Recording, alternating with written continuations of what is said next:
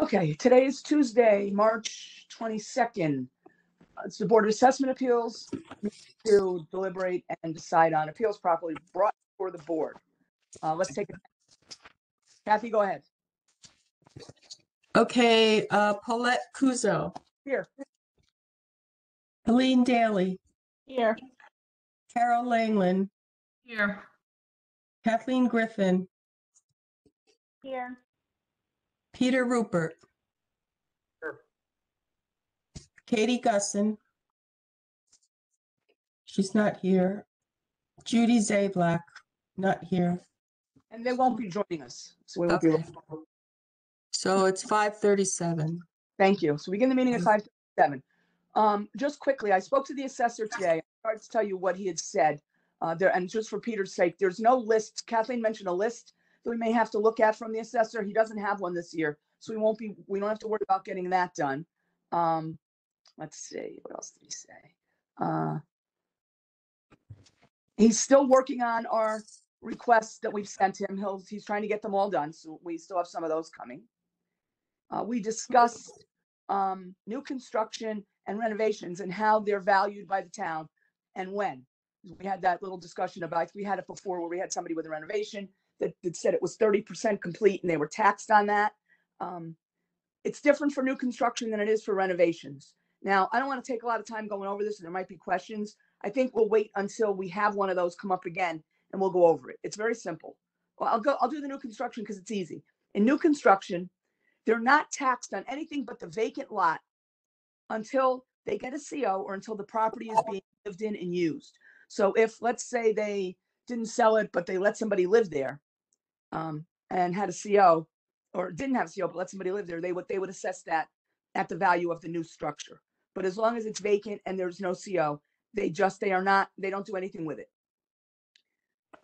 And then the renovation is different. We'll talk about that later because it's a little bit more confusing. Let's see. I also spoke to him about the Reval Period, and where we had a little discussion about last night. Because it's 2022, are we looking at 2021? And the answer is not really. We are using the base period of October 19 to October 20. That remains the base period that we are looking at. It does not change to till October 2021 just because the year changed. However, we can use stuff in 2021, which was what we had said.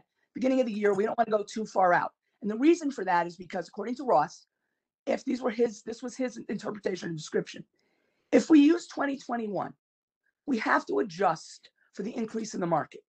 We can't just say, oh, well, wait a minute now. Now it's 2021 and now houses are selling for X. No, we would have to say, well, we need this comp, but now we have to make a 15%, 20% adjustment because the market went up that much. I don't think that's a good thing to do because not every house goes up that much. But also, if we do that, and even if we don't do that, we can actually go to the previous year. So in other words, we could go into 2018 and look for comps and use that to create value. And I don't think we should because there's a big difference between 18, 19, and 18 and 20. I just think we're going too far out. So it's not my intent to bring any to the table from 2018.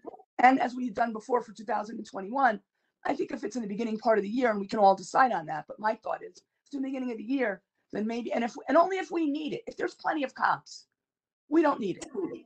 If we comps and the appellate used it, then perhaps we need to look at that and see if we can try to figure it out. So the wording in the directions to the public on the website is correct. We are looking at the base period and we can secondarily consider 2021. Although it doesn't tell them we consider 2018, but that's all right. We can fix that another time. Nobody's using it anyway. Let's see. I think that was it for, and then as far as wetlands and making changes on the card, he did make a good point. We actually had a nice conversation. It was very informative. And the nice thing about the improvements, or excuse me, the impact of certain on the property is that sometimes we'll see on the field card, it'll say, I think we saw that, might have said parkway, it say wetlands. Yeah. It might say wetlands and it doesn't say highway. Yeah. And they're both impacting the property. You have to look at the property as a whole. So even though it might not say wetlands, the assessor's office might have felt that, let's say they put a 0.90 on it instead of a 1. They may have included the wetlands. They just don't state it on the card. However, that doesn't mean that we can't say No, that's not enough. We have to look at how much of the property is impacted by the different issues. Yeah, it's too bad that the descriptions weren't more descriptive, but I Yeah, get they're that. not descriptive, yeah. Yeah. Okay. And I think Kathleen sent us the codes for unqualified sales, which I looked at. I don't agree with all of them, and some of them are subjective, but they're there for us to look at. Okay, that's all I have on that. I want to get started with appeals. We were going to start with Kathleen, but Helene asked me if she could present one first because she has more information on it, so she wanted to get it done. Helene, appeal number 21 is yours. Okay, so just before we get into 21, I just want to make a comment that, listen, I understand, that some people feel they need to do more digging into these appeals if they don't understand all the information that's provided. Myself personally, I'm relying on other board members to present that information, their due diligence that they've done, and present that to me. And then, we make a decision. But I understand if some people do want to get more information. I would just appreciate it if we would just talk to each other, communicate. And if you want more information on an appeal, just come to me and ask me. Because, today I went to this gentleman's home. I was in his home. He allowed me to take pictures in the back of the home, and I felt like I got the information that we needed. And then I see today that someone had put in a request to get more information. Just come to me and ask me. And then if you still feel like you haven't gotten all that information, then just say, do you mind? I'm gonna put this request in. But I think we need to communicate that with one another, because it just shows a respect, and it's just a courtesy to each other, so that we're not kind of crossing over each other's paths, and quite honestly, it looks like we're not trusting each other as to doing our due diligence for each of these appeals. Okay. Any So on that? What's that? I said, does anybody have anything they want to say before we go on? Mm-mm. This is Kathleen. I just wanted to say it wasn't Peter who put the ticket in. It was me. I just picked the wrong name off the database. There's a drop-down box for your name. So it was me. I probably put it in late last night. So I think I agree we should talk with each other, but I also don't think we own an appeal. I think we are the hearing officer for the appeal, but certainly all of us can do our own due diligence and take a look. If we have yesterday before we started the meeting, there was over a half an hour conversation you guys had about how to measure this house and doing the math and this and that and how it was all going to work out. And there was questions about why did the card change from one year to the next? What does that mean?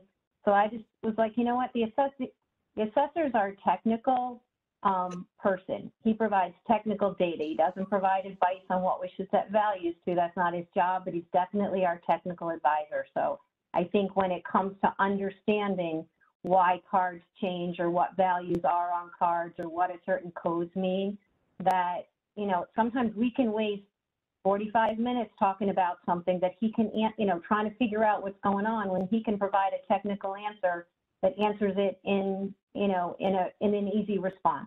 And I thought, it was just for this one, for me, it was time to understand why the card changed, not so much what we're going to set the guy's value to. I just needed to understand what happened. Was it a mistake in the measurement of the property? Did they change how they did things in 2005 so that his measurements changed? What's going on there with the neighbors? So I can understand it, because splits are complicated. So it was not meant to, to say you're not doing your due diligence. So it's just, I need an answer to a technical question so I could assess it better for myself. And it was just, it's time. And that, and I agree, we don't own it. And I'm not suggesting that at all. First of all, it wasn't a half an hour discussion on that. We discussed many things in that half an hour while we were waiting. Maybe it was 10 minutes, but you were there and you didn't say anything. You didn't weigh in at all on that. So I was just kind of surprised when I saw that inquiry come up. But all right, so let's move on. Oh, in the future, let me just say, in the future now, my understanding is we will talk to the hearing officer of that appeal before we put requests into the assessor. And if you still feel like you have to put one in, could have the courtesy to say, well, I'm sorry, I just need to get this information. So I just want you to know that I'm going to do that, because it is disrespectful. And if it were me, Helene's very gracious about it. I'm sure you all know that I personally would never be that gracious if somebody did that to me. And that's all I'm going to say about that. Go ahead, Helene. All right, so go ahead. You guys, last year, you did lots of homework on appeals and you didn't come to us. You went right to the zoning department. You went right to the appellant's house. You called them on the phone. You walked their properties with them, and those were not your appeals. So I don't think that has been the case in the past, where you have to, the hearing officer is the person that we just divide the labor up, but we don't represent the appellant. All we do is, try to bring it to the board because we don't have the time to hear them all equally. So I disagree that we don't have, that hasn't been the practice for people to do their own research or to go out and look for something. I didn't say it hasn't been the practice. And I've told people when I was going to do it, even though they didn't want me to do it. That was last year. This is now. From now on, we go to the officer out of respect. If you can't have respect for each other, we have a sad group. I know you don't have respect for me, and I don't really care, but at least for each other, you need to have respect. Go ahead, Holly. Let's move on to 21. All Yep. right. Yep. Go ahead. Okay, so this is appeal number. I make a motion to hear and grant the appeal number 21. The address is 185 Ronald Drive. The appellant is Patrick Carrero. It does say that Barbara is on this as well, but as I mentioned before, she is deceased. So Patrick Carrera, he has a town value of $478,900. He's requesting to go to 320. Hold on a second. He's requesting to go to 320, but his main complaint was the fact that in between 1954, when the house was built, until 2006, well, actually until 2015. So for 61 years, I think it came out, 61 years, his square footage was 1,411 square feet. In 2015, it changed and went to 1,542 square feet. In 2020, so this is the two reval years, 15 and 20. In 2020, he went from 1542 up to 1762. He's had no additions on the house since he's lived in it since 1954. And I went out today and took pictures. I sent them to everybody. I drove up and down the street looking at other houses that were identical to his, because those splits were all built at the same time. They're all basically the same house, and some of them have had additions out the back and over the lower part of the split level.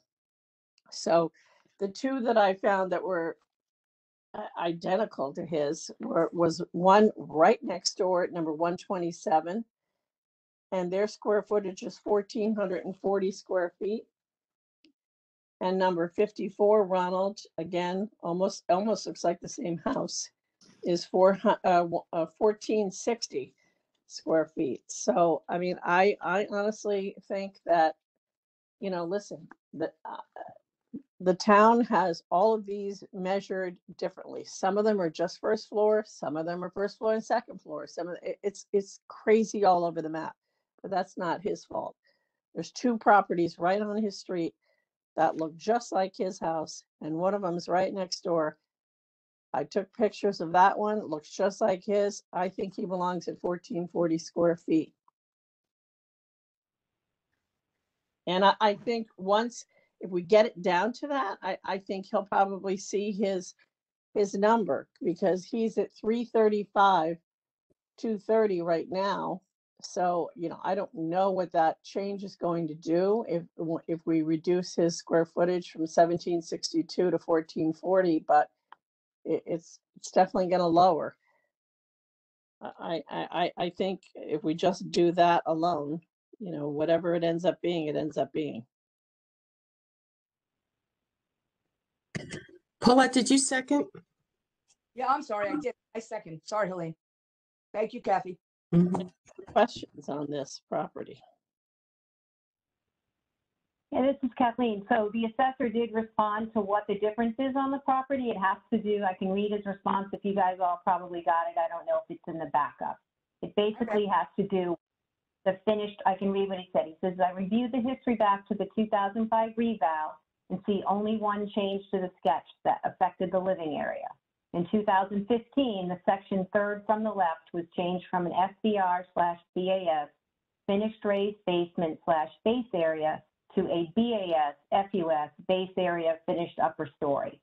BAS to FUS would not change the living area, but the change from FBR to BAS would. The rationale is FBR is below grade or partially below grade area, and BAS would be level or above grade. This area appears to be level with the grade, which is what caused the change. It was inspected in 2015 by the Reval company. The change in square foot was from 1411 to 1762. Splits are always a topic of discussion and how you handle the various areas of the home. It is more important to be consistent than it is to agree on how these areas should be treated. See, this So is he did not provide- Neighbors, puzzling to me because they've never been in the house.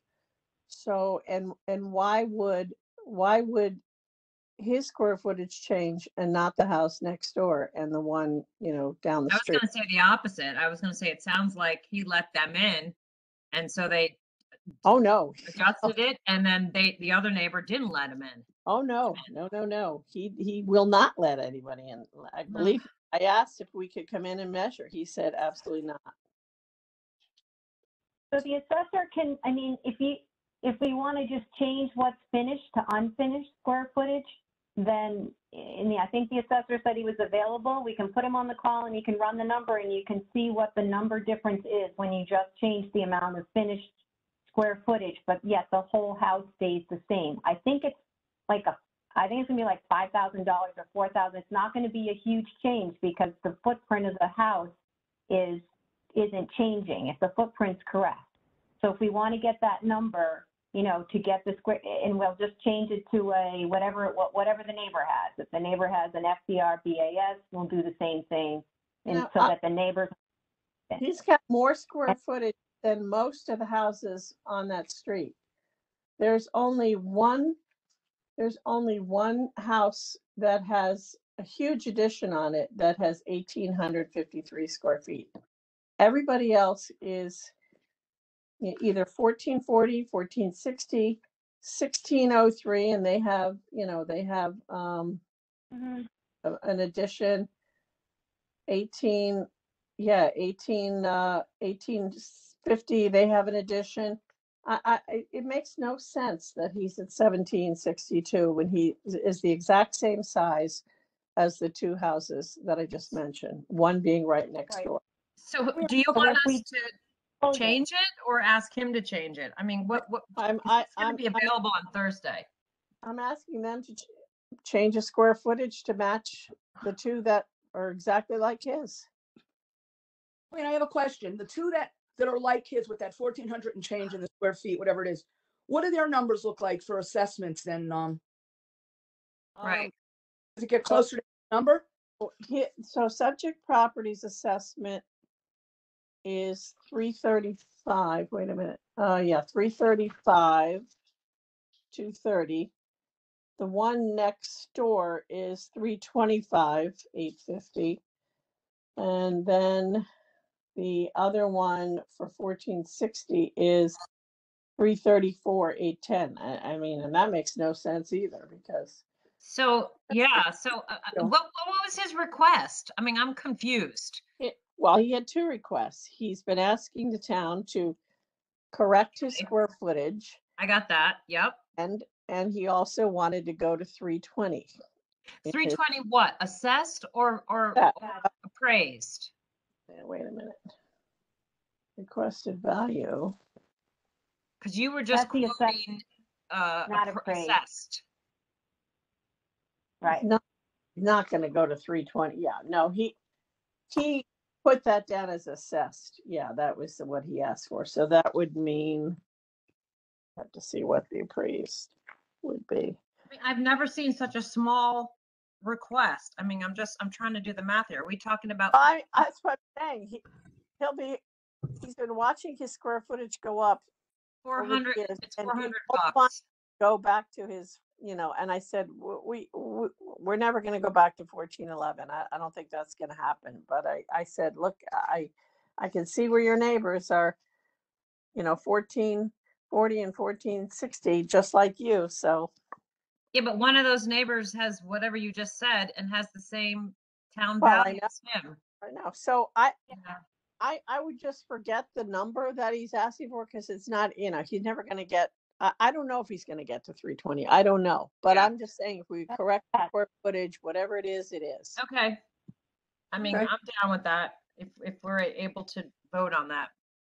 I agree, because in the assessor's remarks, he says it's more important that everything is more. It's like consistent, it's right? done Right. in those houses, especially because they're difficult to do. So I have Yeah. no problem with granting, because if we change square footage, he'll go to a number of square feet that he's happy with, that puts him in line with everybody else. And you know Yeah. what, that thing, And I don't basement thing, know, I don't know what number that's going to be for the assessment, but okay, well, whatever it is, that's all he wanted. it's- So yeah.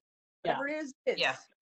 Yeah. This is Okay. just, it's a code, right? It was changed from, it used to be an FBR/BAS for that 27 by 13 room.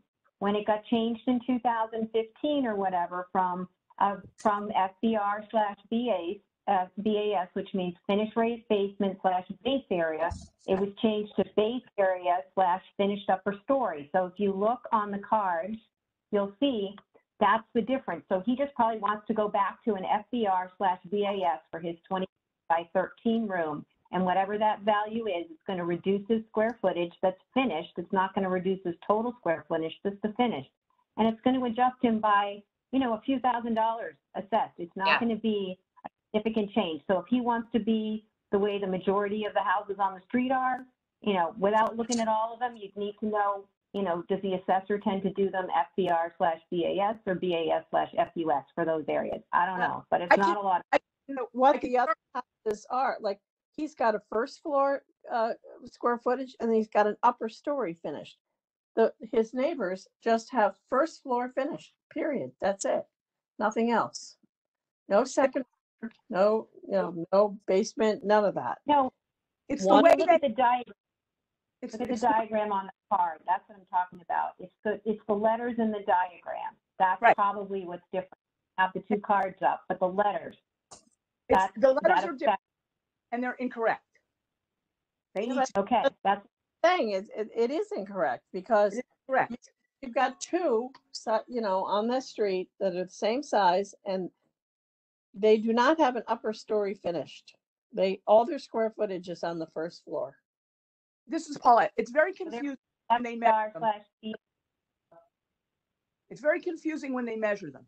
Some of the field cards, like my own, says first floor finished. It includes the main level, which technically is the second level in a split, and then the third level, which is the upper level. But then for some reason they call it one level. That's it. The bottom level is that raised basement or whatever it is. It's unfinished or finished, whatever it is, and it doesn't show up on the field card as a square footage. He's going to lose his square footage. His total square footage is going to change to 1,400 and something, which is what he wants. That's what's going to happen once that goes back to. So, basement. to take the FUS off and Just just and just make the BAS first floor 1440, like the neighbor. And that's the way every split is. I've been living in one for something years. I'm telling you, I've been through this 100 times with different appraisers when I wanted it included so I could get a better mortgage, bigger mortgage if I wanted to do work. There is no way. This is not an assessor thing. This goes by whoever the governing board is for the appraisers. They're told how to calculate a split. That's what they go by. The assessor should go by the same. Now, the Reval company who made a mistake on this one house that we know of, there could be others, that needs to change back to what it was, just like everybody else's is done that way that I know of. And we don't know of any of the others that are wrong. So my point is, it needs to come off. It needs to go back to the way it was, and he needs to go back to 1,400 and whatever square feet. And whatever that comes out to be, it comes out to be. Because nobody else has an FUS, upper story finished.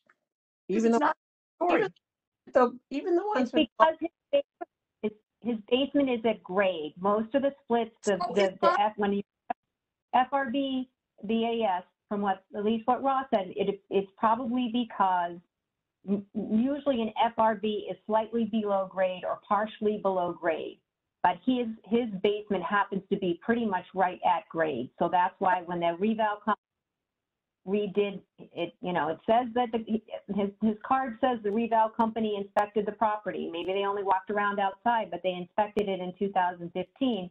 They said that his basement is at grade, and therefore they coded him as a BAS/FUS rather than an FRB, which means the basement is slightly. If you look at the, I was there today. I saw it. I looked at it with my own two eyes. So it's below. Okay. And so that was the one down the street.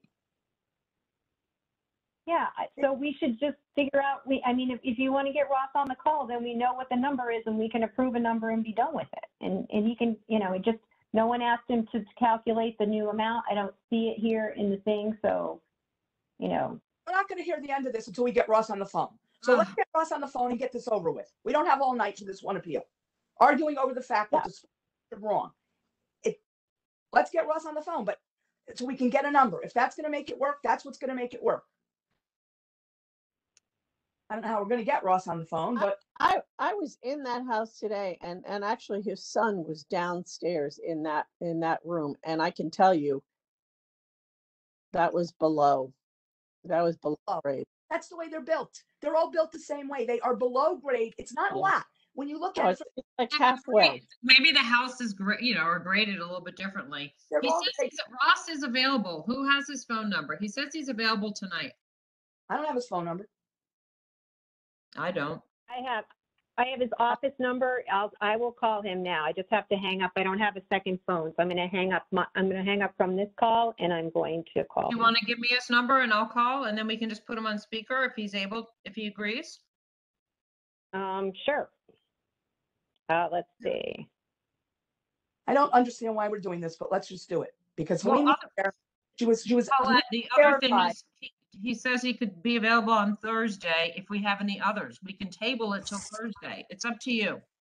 Let's just get it done because I just want it over. Helene was there. Let me try. Go ahead, Kathleen. Really like. I don't know why we need to get. We have to have, can we just Carol, say? I'm going to text it.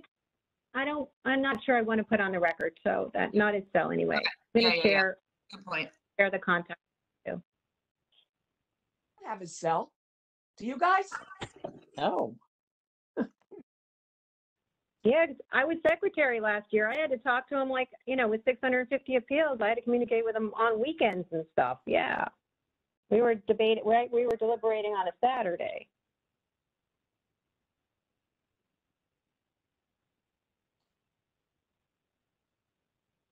Anything else we can do besides while we're waiting? I guess we can postpone this until we hear from Ross and go on to the next appeal. But that's Kathleen's, and she's contacting Ross. I'm giving Carol his cell. I don't have a second line. Okay. Yeah, I just gave you the cell, or you can call the work number too. If he might still be at the office. I don't know. These houses are all built the same way. They don't look like they're partially underground, but they are. This is just ridiculous that somebody made a mistake and we have to go through all this. I can tell you one thing. There's no way in hell he's 1762 square feet.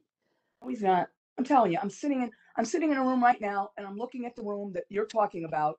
And if I go walk in there and I look out the window, I'm partially underground, but I would never know it if I didn't look out the window. You can't see it from the outside.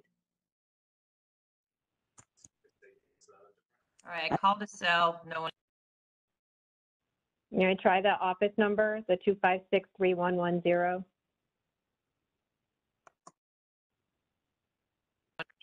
Nope. Went right to voicemail. Okay, well now we have a choice. The choice is we wait, which I am not willing to do, or we say that we're going to ask Ross to reduce the square footage, and he'll give us a number.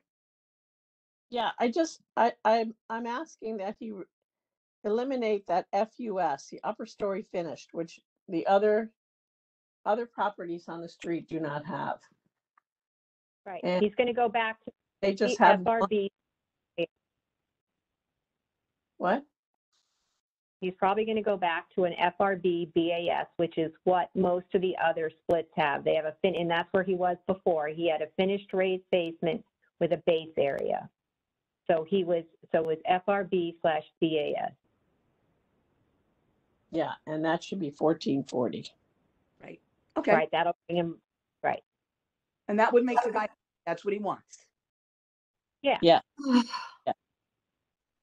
So can we just vote on that and not having a number because we don't know what Okay. that number is going to be? And just making, just asking for that change to the card. I think so, as long as we update the minutes and we all agree to whatever that amount that comes is the right amount to put in the minutes, right? So that it's recorded with I can, we could, Right? when we approve the minutes, we could just we can add the amount in, right? Yes. right, if he tells us, we have to approve what he changes, so he can change it and we'll look at it, but, we can vote on having him do what we want him to do. Okay, let's do it. Is that okay with you? Is that what you want? Helene? So yes, changing the square footage. Yes. And Okay. eliminating that FUS. Okay, so all those in favor of having the assessor change the description of the room in question back to the way it was prior to 2015, I guess, to get him back down to a square footage of 1,400 and change. 1440. 1440. Thank you, Helene. Doesn't it Please say raise your hand. 1411? Or no?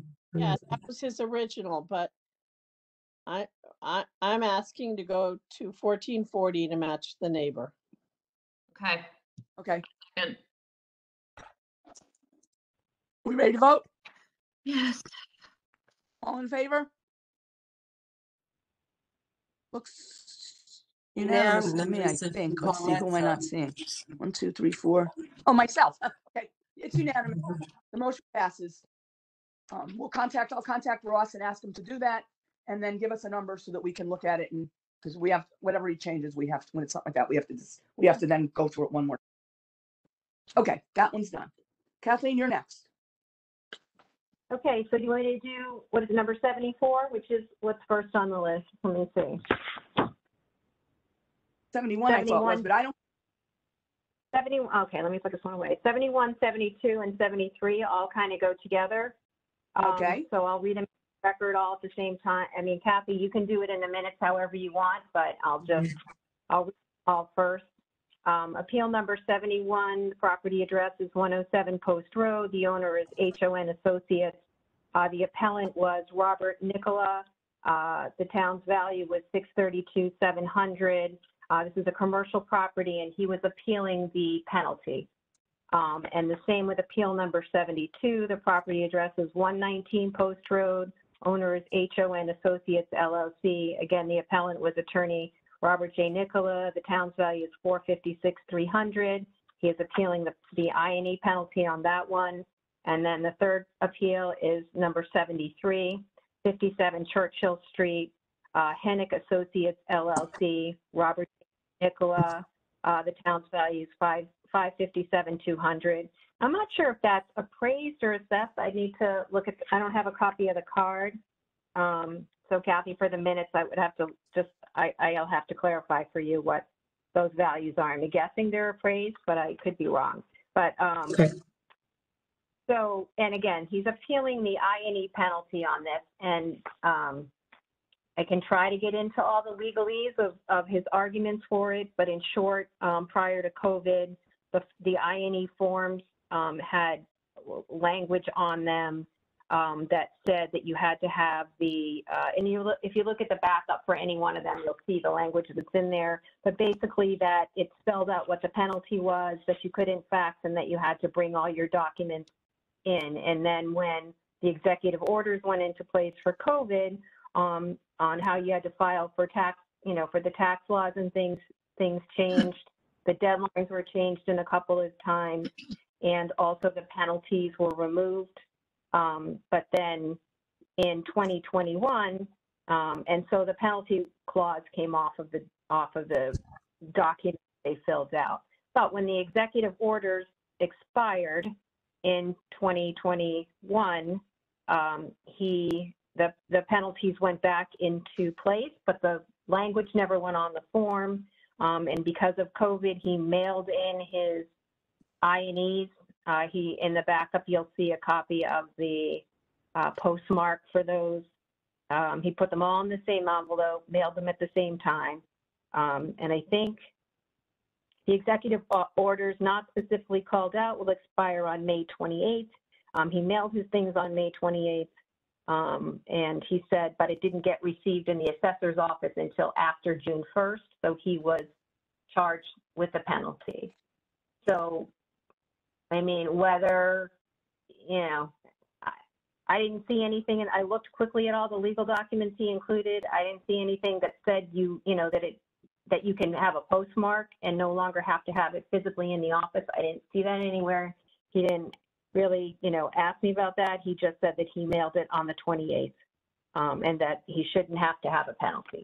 But since we are not authorized to waive the penalty, and because he's appealing the penalty, I think this is a topic for him to, either take to court or whatever, but we can't do it. So he doesn't think he has to pay the penalty, but it did make it in the office after, May 28th, didn't get in there. And by that period in time, the penalty was, was back in effect because the executive orders waiving the penalty had expired. Paulette, did you second? Second. Thanks, Kathy. Well, if we don't have the power to waive a penalty, even if we wanted to, then these are all moot, no? Or we have to just reject them? That's my opinion. I don't think we have the authority to decide whether the penalty was, appropriately imposed or not. It's pretty clear. Like, we had another one when they turned it in, after the date. They wanted to waive the penalty. We wouldn't do that. It was not received in the assessor's office, so I barely think that's the assessor's call, not ours, and we don't have the right to waive the penalty. Okay. Any other So discussion? No, Prove it. nothing. Okay, Kathleen? Or You're just want to suggesting- just take it together, we can vote on each one separately. I mean, you want me to call the vote, or are you going to call the vote, Paulette? Or you want to appeal do number it. 73? Kathy, you can. It's easier for you to just, have them all separate. Whatever you want to do. All those in Probably favor of record waiving. them separately, but Okay. sounds like So the vote would be the same. Mhm. Okay. So all those in favor of, granting the appeal and waiving the penalty, raise your hand. All those opposed, raise your hand. My I hand's don't up. see but I you, can't- Paulette. Okay, It's it's up. unanimous if Paulette's up. Mhm. Okay, so that's 71, 72, and 73. That was easy. Yeah. Yep, and then my next one is, do you want me to do 74? That's the next one that you gave me. Yeah, Okay, 74. so I'll make a motion to, or I'll read it into the record first. So it's appeal number 74. The property address is 2005 Fairfield Beach Road. The owner of the property is Rebecca Bunnell Trust. The appellant was Rebecca Bunnell, one of the trustees. The town has the property valued at $1,617,800, and she was requesting a value of $1,517,800. So I make a motion to grant the appellant's request and reduce the town's value to $1,517,800. And I guess Paulette will second it? Mhm. Okay. Second. Okay, so in short, her appeal, if you look at most of the documentation, she's not appealing the land on the property. She's only appealing the finished square footage. She has a third story in the house, but she uses, it's 896 square feet, but she says she only uses about 100 square feet of it.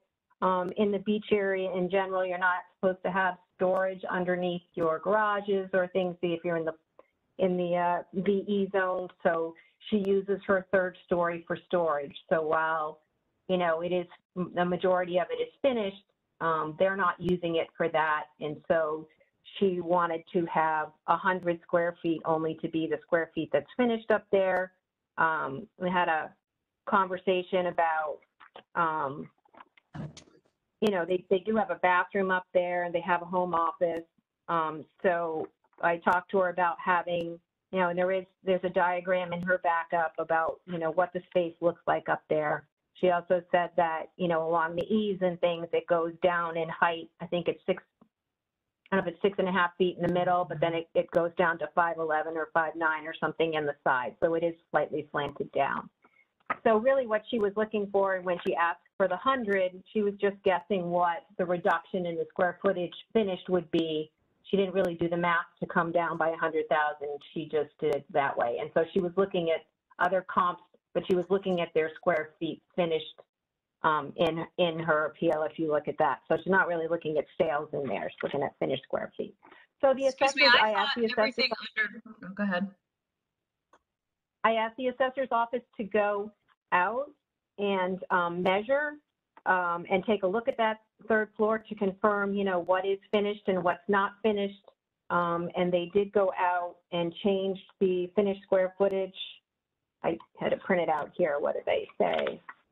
Ken performed an inspection of the attic area and found some areas that warranted a reduction to the square footage due to unfinished areas used for utilities and storage. There was a bathroom, bedroom, and a sitting area with a television. The bedroom was being used as an office, and they put an updated field card in the backup. So if you look at in the backup there, I have the new card. So the finished square footage, is this the new one, went down to, too many notes here. It went from 3154 down to 2810. And it reduced the value, the appraised value of the property from $1,617,800 to $1,593,600. So that's what she was appealing. Like I said, the 100 really came based on the square footage, and that reduction, you know, because it is actually finished space, just because she's using it for storage, you know, the town still calculates that as finished usable square footage. What's the So- number down to, Kathleen? Yeah, 1,593,600 when you Wait. reduce the finished square. I'm sorry, that got garbled. What did it go down to? Yeah, 1,593,600. Okay, well, that's better. That's the appraised value, Yeah. right? So So, yeah, so the finished square footage went down to 2810, and it was 3154. So whatever that difference is, 3154. So it didn't go down to the 100 that she says she's only using, but it did go down from the 896 that they had before, whatever that difference is. It sounds like her 100 was an arbitrary guess. That's what she said. She said, done the math. I didn't. I just guessed what it might be based Yeah. on whether she looked at other comps on the street. And, you know, if you look in the backup, what the square footage of some of their other properties are. And she felt, so she is now in, you know, she's in. Have you followed 2810. up with her? Have you followed up with her to see if she wants to withdraw her appeal because she's gotten the square footage change, or no? I don't think she I can mean, withdraw. I could, but so she gets a reduction from it. And this was her main concern, was that you know, my third story is really all used for storage, and it's, you know, she did have a mechanical room, and that was being counted previously. So I talked to her about having the visit. It will reduce her. It'll bring her appraised value below $1.6 million, and it brings her square footage down to 2810, which puts her, you know, closer to the neighbors that she was talking about, their third floor. But because it has sheetrock and heat, and, you know, it's got a bathroom up there, even though she doesn't use it as living space, you know, she stores furniture or things. So there's pictures in the backup. It is someone else who wanted to purchase it. You know, it has value, as we all know, it has value because it's. I mean, that's the trade-off when you have new construction in the beach area. You don't have a garage per se, and you don't have a basement. So, you know, you have the third floor. It is there, however she chooses to use it. If she chooses to use it for storage, that's, Yeah. that's fine, but it is space and it is livable space. So that part of her argument doesn't hold any weight. But I'm glad that they refigured her square footage up there, because it sounds like, she had the slanted ceiling height, which is much like a cape, in that they, take a third of that off. So I'm glad she got that corrected. And actually, I think, the fact that she came down to 1593600 is good. She's now 75,800 over where she wanted to be, but I think it's better than where she started. Yeah, and her her estimate was a guess to begin with. So I have a feeling if you had followed up, if you do follow up with her, I mean, I had a couple of these where it's like, okay, we were able to do that, and they're like, okay, that's really what I wanted. So I'm ready to vote. I mean, it's technically a card correction because they remeasured and they didn't have it measured correctly. So, but we can just, we always say come back if they get, right, they can get card corrections for measurement, and that's not considered an appeal, right? So they can come back another year. So in the past, we've approved the card corrections separately because this is a measurement issue. It's not a judgment issue. Okay. That will things on the land, but we can handle this one however we want. She didn't indicate that she wanted to also appeal, the total value. This was really about the square footage and being taxed fairly for that. Yeah, she's the chair of our flood and erosion control board. She's, very involved in town. She's a nice, really lovely person. And, we had a conversation about the use of the space and how somebody else, even though she uses it for storage, to be fair across the board, we don't, it's not how you use it, it's what it's like. So I think she understood. Okay, so what are we saying? That we can call it a card correction and vote on that and vote on the, what he did? I mean, what do we do? I mean, yeah, typically again, you can handle it however you want. In the past, we called them card corrections and then, denied the appeal afterwards, but that was really her only appeal. So, she wasn't looking to come down the 100 in addition to that. She just that was just the number she gave because she didn't know what number to put there. So however you want to handle it, Paulette, I'm good with. I just want to do it the easiest way and the best way for her. So if we approve the card correction, we would deny the appeal and then approve the card correction. And we could do that all at once, right? Yeah, and can we also state the new number when we do the card correction? State the new number. Excuse me, I don't Yeah, mean I to have to- interrupt everybody. I have Ross on the phone. Would you like Let's move to him Ross. to be included, or are we good with that one, or do you have anything else for him? Because we can share the WebEx and he can dial in. Well, let's finish up with. Maybe how he wants us to vote on this one. Yeah, maybe we can ask him that. Yeah, get him on here. Let's let him. Let's see what he says about All both. right. We'll All do right. whatever. Kathy, would you be able to email him, or do you want me to email him the link?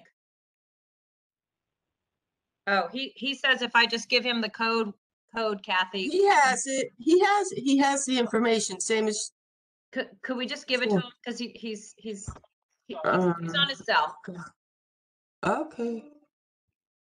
I mean, I suppose I could put you right up to my microphone, Ross. You can talk. He prefers to be visual. It's WebEx 4. I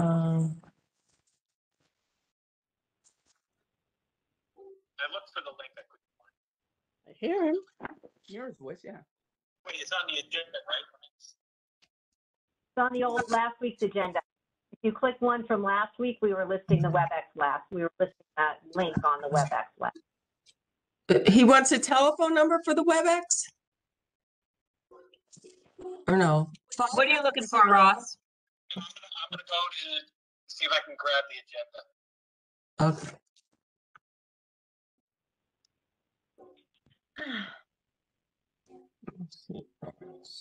I mean, it sounds to me like if you already have uploaded the field card, why do we have to prove something that's already been changed? Because we have to approve all the changes that are made. Oh, They can't just make.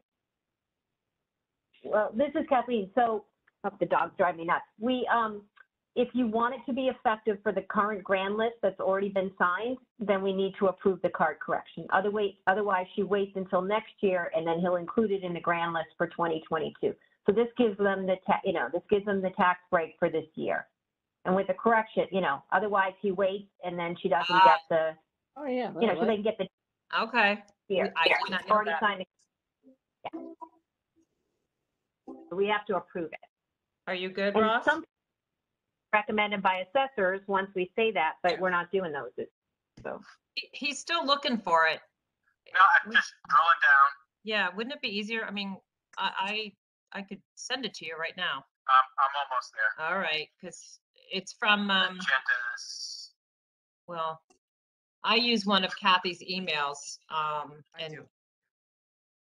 I just keep pulling up the same email from Yeah, I do too. whatever day I it do, was. March 14th. All right, just for kicks and giggles, I just sent it to you. 6. I just sent it to you just in case you get the email faster than the. It's checking drive permission. That's weird. Has to make sure I'm not a spam. There it goes. All right, went through.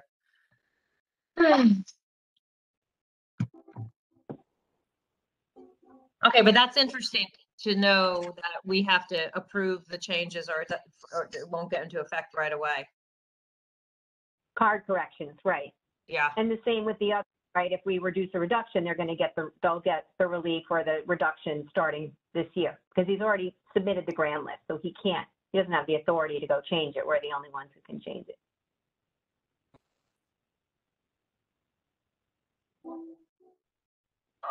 Yeah, I grabbed the wrong number. Let me check you sent it as an email? yeah, it just came from me to you. Yep, there it is. Okay, should I hang up? Okay. All right.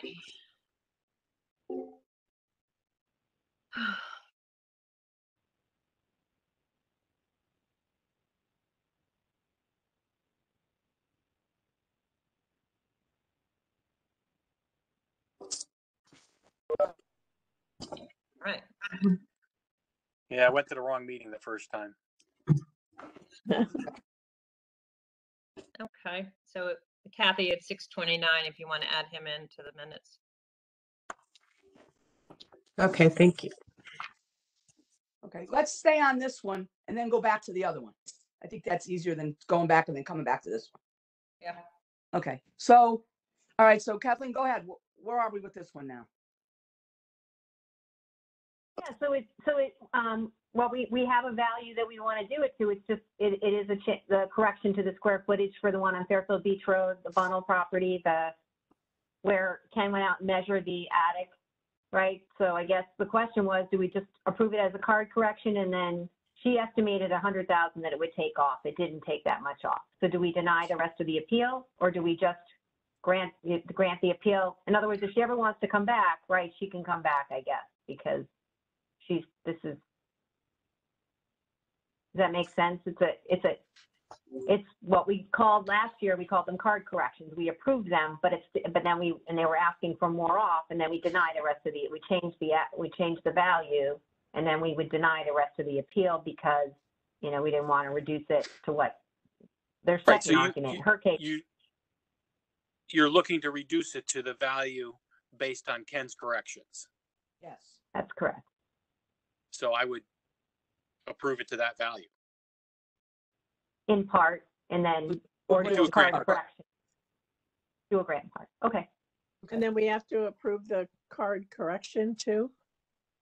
No, if you grant in part to what, and it matches Ken's work, it'll just become that. Okay. Okay, all right, well, then let's do that. Kathleen, go ahead. So I'll make a motion to amend the assessed value to $1,593,600. A second. Second. I second. Okay, all in And all favor, those in favor go ahead. of the amendment? I think it's unanimous, and then we're back to the main motion, you know, as amended to the new amount. All those in favor of, you know, the approving it as amended, raise your hand. As amended, okay. Okay, and that's unanimous as well. Okay. All right, now going back to Elaine's. Go ahead, Elaine. Oh, we're going back to that? Yeah, that's why we have Russ, weren't we? Didn't we vote on that? Did we Oh, vote? Yeah. We did, but Okay, if we voted on it, then we're all set. We we don't have the voted on a value. card correction. Is that, I think we Yeah. voted, we were gonna ask Russ to change that though, weren't we? I think that's Yeah. what we voted on. Yeah, we voted on the card correction, yes. Okay, To change so the Russ, 14, on that appeal, Sorry, say it again?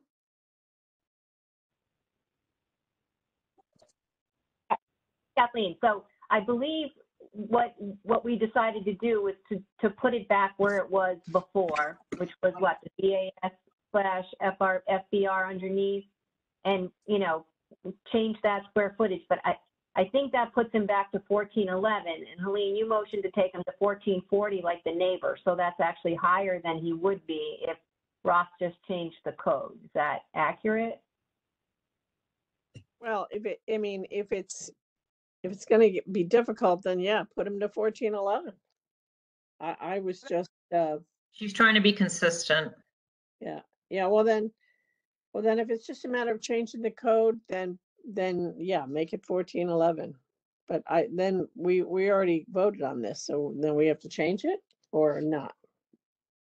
yeah, we would have to change it because we voted to do 1440, so we'd be in line with the others. Yeah, But that doesn't work for Ross, so if we can't do that, then right, we'll 1411 and we'll have to redo that. We'll have to change that.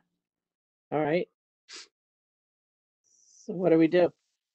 So what do we do, Russ? I mean, technically you make a motion, right, Peter? Probably is, well, no, it's John, but Well, you can just vote to, you know, to reconsider the thing. Somebody in the majority has to make a motion to reconsider Well, the appeal. Right. Right? Yes, but before we do that, if Ross can tell us what he's going to do, then we'll know what we have to do. So if Yep, I will recode the card okay, to FRB, okay, and that will change the living area and change the value a bit. okay. Now can So you? what I would suggest is that maybe you just wait till tomorrow, Okay, and I'll put a new card in the file with the new value, and then you can reconsider it to that number. okay, then that's what we'll do. We can finish that one tomorrow by just. I mean, if it comes out to be the number Helene requested, we don't have to do anything. Right, If it comes out to be different, then somebody from the majority has to motion to open it up and change it, which we can do. Right. Did you approve it at an assessed value? no, No, No, Yeah. no, See, that's what you need to do. That you can't. I'm sorry, we can't just go Yeah. without. It's kind of because I can't. I don't know how I would force the square footage in. I'd have to just. I'd alter the sketch somehow. That's it's really not a good way to do it. I mean, I think overriding we the have to value is one postpone thing. it. But I think we have to see what the number is when he gets into the office tomorrow. all right, Say that to Helene and then postpone it till tomorrow, and we know where we're at. So you've Ross, already tomorrow- decided it, so you just have to reconsider it tomorrow Right. once you have it. okay, okay, and then tomorrow we'll have the value that you put on it based on the change in square footage. Is that correct? Okay, Yep. okay, All right. all so- right, And then you can decide whether you want to make a change. Okay, bring it back on for tomorrow, 21. That's helpful. Okay, that's good. All right, thank you. Ross. Okay. Yeah. That's it. For now, For yeah. now. All right. Thank you, Russ. Bye. Stick Bye. around for 4 hours. Thanks. So we can note the record that Russ has left the meeting at 6:05. Okay. All right, Peter, with appeal number 48.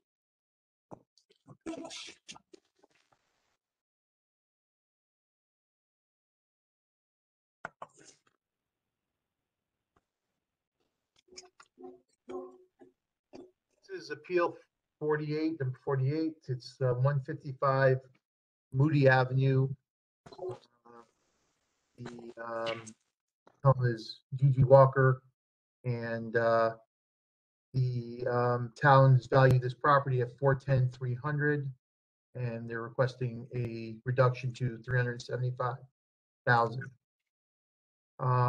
This property is located across from DeSanta Tire. And that's really the biggest factor here in this appeal, is that it's DeSanta Tire, and then just around the corner is Bill's Crossroad, I think it's called. Yeah, Bill's Crossroads. And it's a busy area. The tire place is doing a lot of business. She claims they work on cars up and down the street. There's a pile of tires. They don't really keep business hours. They it's noisy. Basically, it's noisy. It says during the summer, the Bill's Crossroad gets lots of motorcycles and stuff like that. So, she said the house is not in bad shape. It's worn. She's replaced some windows in the sun porch. But that sun porch just doesn't have heat. So that's really the crux of her appeal. She didn't provide any comps with her. This does have a reduction for the property itself, drops down to the river, and so she does have a 5% reduction for that. But so listen, I've driven by it, and definitely is right there. It could be. I can imagine it was busy. It was obviously this time of year. It's not like it would be during the summer months. So I have some. I have a question. Yeah. Did we ask her? I only see, I don't see much in the file. Did she provide any other photos or any other documentation? No. And if not, did we ask her to? I said I would go by and take a look, and that's what I did. Okay, but we didn't ask her to. No, we didn't say, well, we need more information. So can you provide comps? Can you take pictures? Can you do anything to help the appeal? No, I didn't ask for that. No. So based on what you saw when you drove by, what do you think? How bad did DeSantis look? It is. I know exactly where it is. I get tires there all the time, so I know what it. It's busy. I mean, listen, I'm not denying. I mean, I think she's probably right. I mean, I did say to her, have you filed a complaint? If you're doing business on the street, have you filed a complaint? And she was hesitant to do that. So, okay. I mean, I could see, because I imagine. Listen, that business was there. It's been there. So when she's been in this house.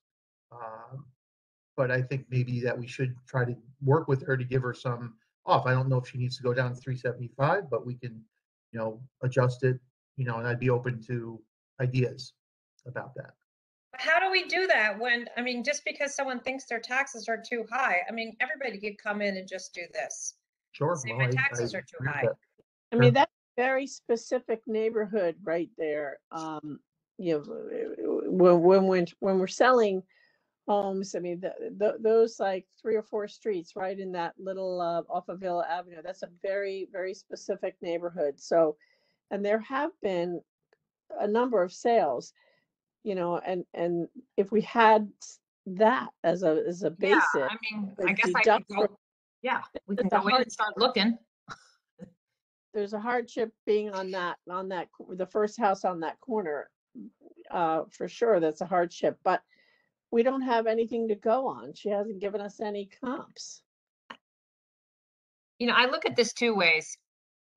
One, we can decide to help these people out who have done nothing, and postpone it and pull some comps and come up with a number which we can vote on because we have data to support it. Or we decide that we don't have any information and reject it, or I guess we could just vote on a arbitrary number, but I'm a little uncomfortable. I don't know if it's 350. I don't know. I don't know if it's 375 is right. I don't know if it's 300. I don't know if it's 400. I don't really know how I'm going to make a decision. Right, so I mean, it is it's the appellant's burden to provide evidence, so, she hasn't provided evidence, and, I don't think. Did- we should For me grant it. Did she know? personally, I've done Wonder my, if she knew that. I've done it for I people. mean, she should have known it by reading the, instructions, but I know. sometimes you have to tell people when they come in, you don't have enough evidence here. You've got to give us comps. Yeah, I feel like that's my only reason to potentially postpone it and ask Peter to do that would be because if we didn't say that to her, I don't know, I feel like we should give someone a hall pass. Is she elderly? Peter? Um, no, I mean, she wasn't elderly, no, I don't, I don't recall, but I don't recall her being elderly, so. Yeah. I mean, here's one that sold in the valuation period on Moody. For 559, I'd have to look at the square footage and compare, but it's further down the street in a, much better location, but that's a lot higher than what we're talking about. I don't think we should be spending the time. We've got a lot of work to do here Well, yeah. to So do this now. I feel like we either go hardcore or we toss it out till tomorrow and Peter or someone else opt to do the homework and spend a half an hour doing the research. I don't know, Paulette, what do you think?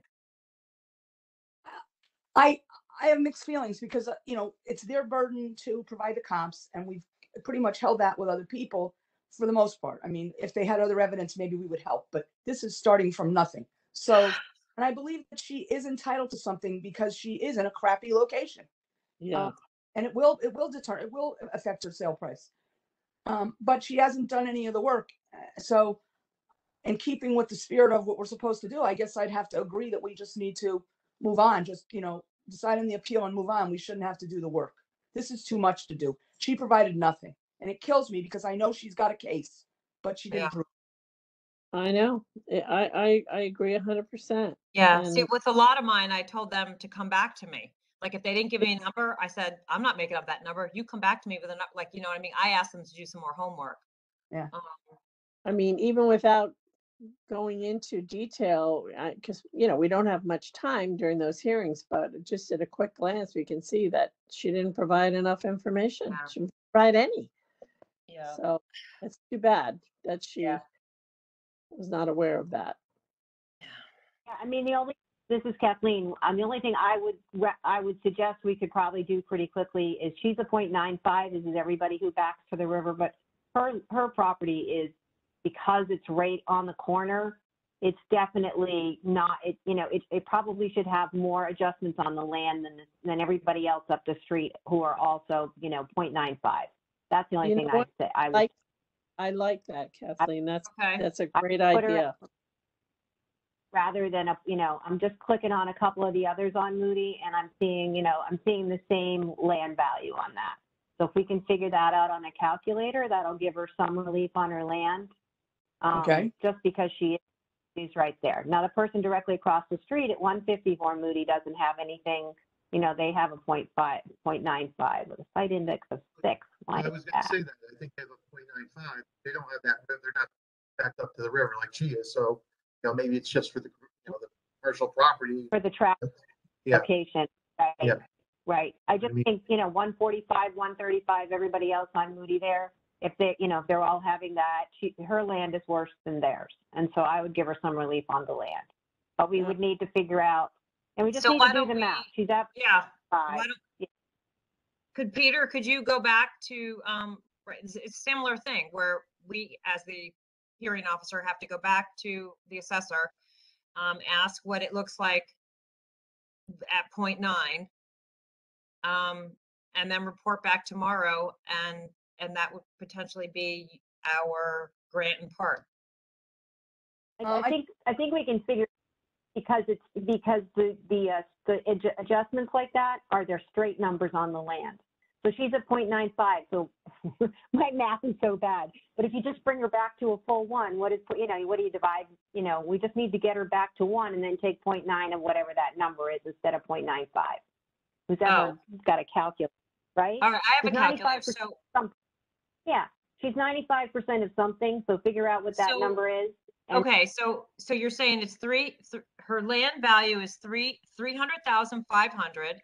So if I divide by point 9.5, right? I 05. think. Sorry, 9.5. So that would bring me back to 316,000 before her reduction, and now I take 316 and I multiply times 0.9. Correct? Because I thinking. bring it back I'm to what right. it was without the condition of 95, and then I multiply by 0.9 to bring it down to a condition of 90%. So now that brings her land value down to 284,684. So it went down by like 16,000. So then I guess I plug that into so I take that number. And that's where the point. And I add the dwelling and the outbuilding.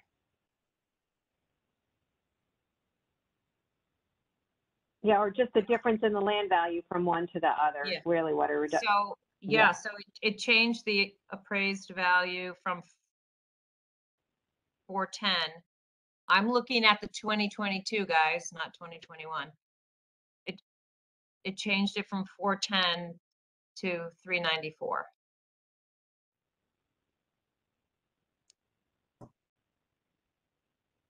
So that's Even? higher than 375.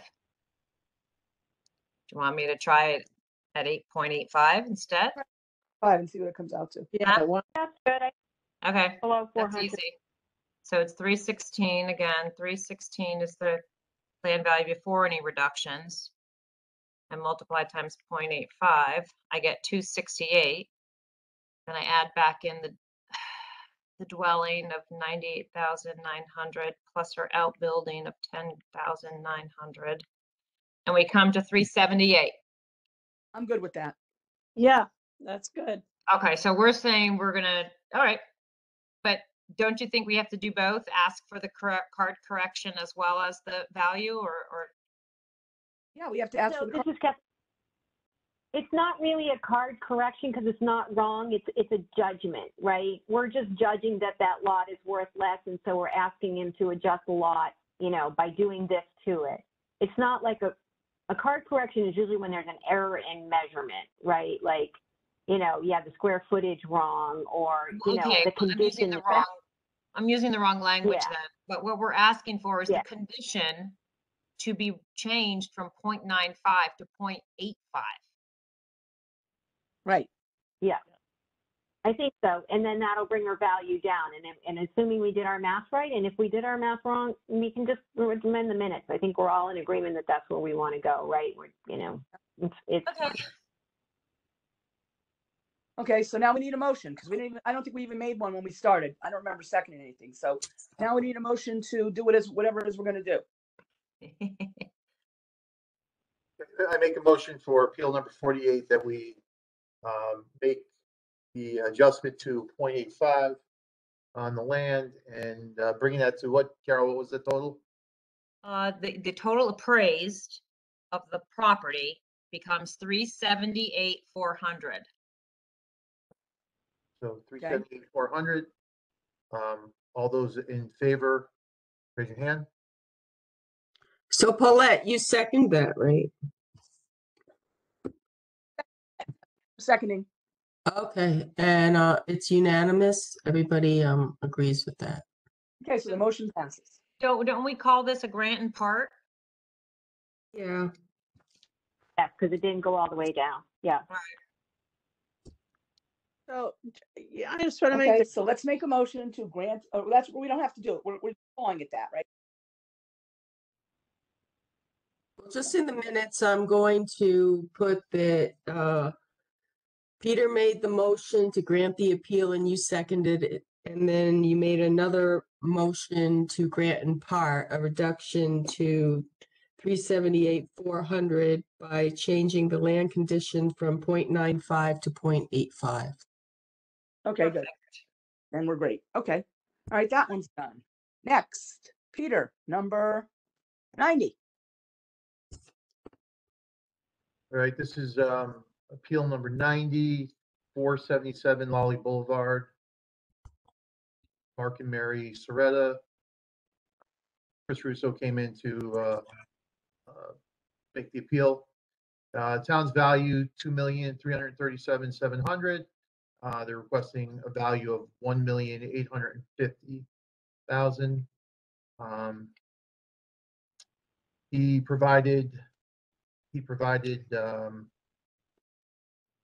appraisal with 26 Edward Street.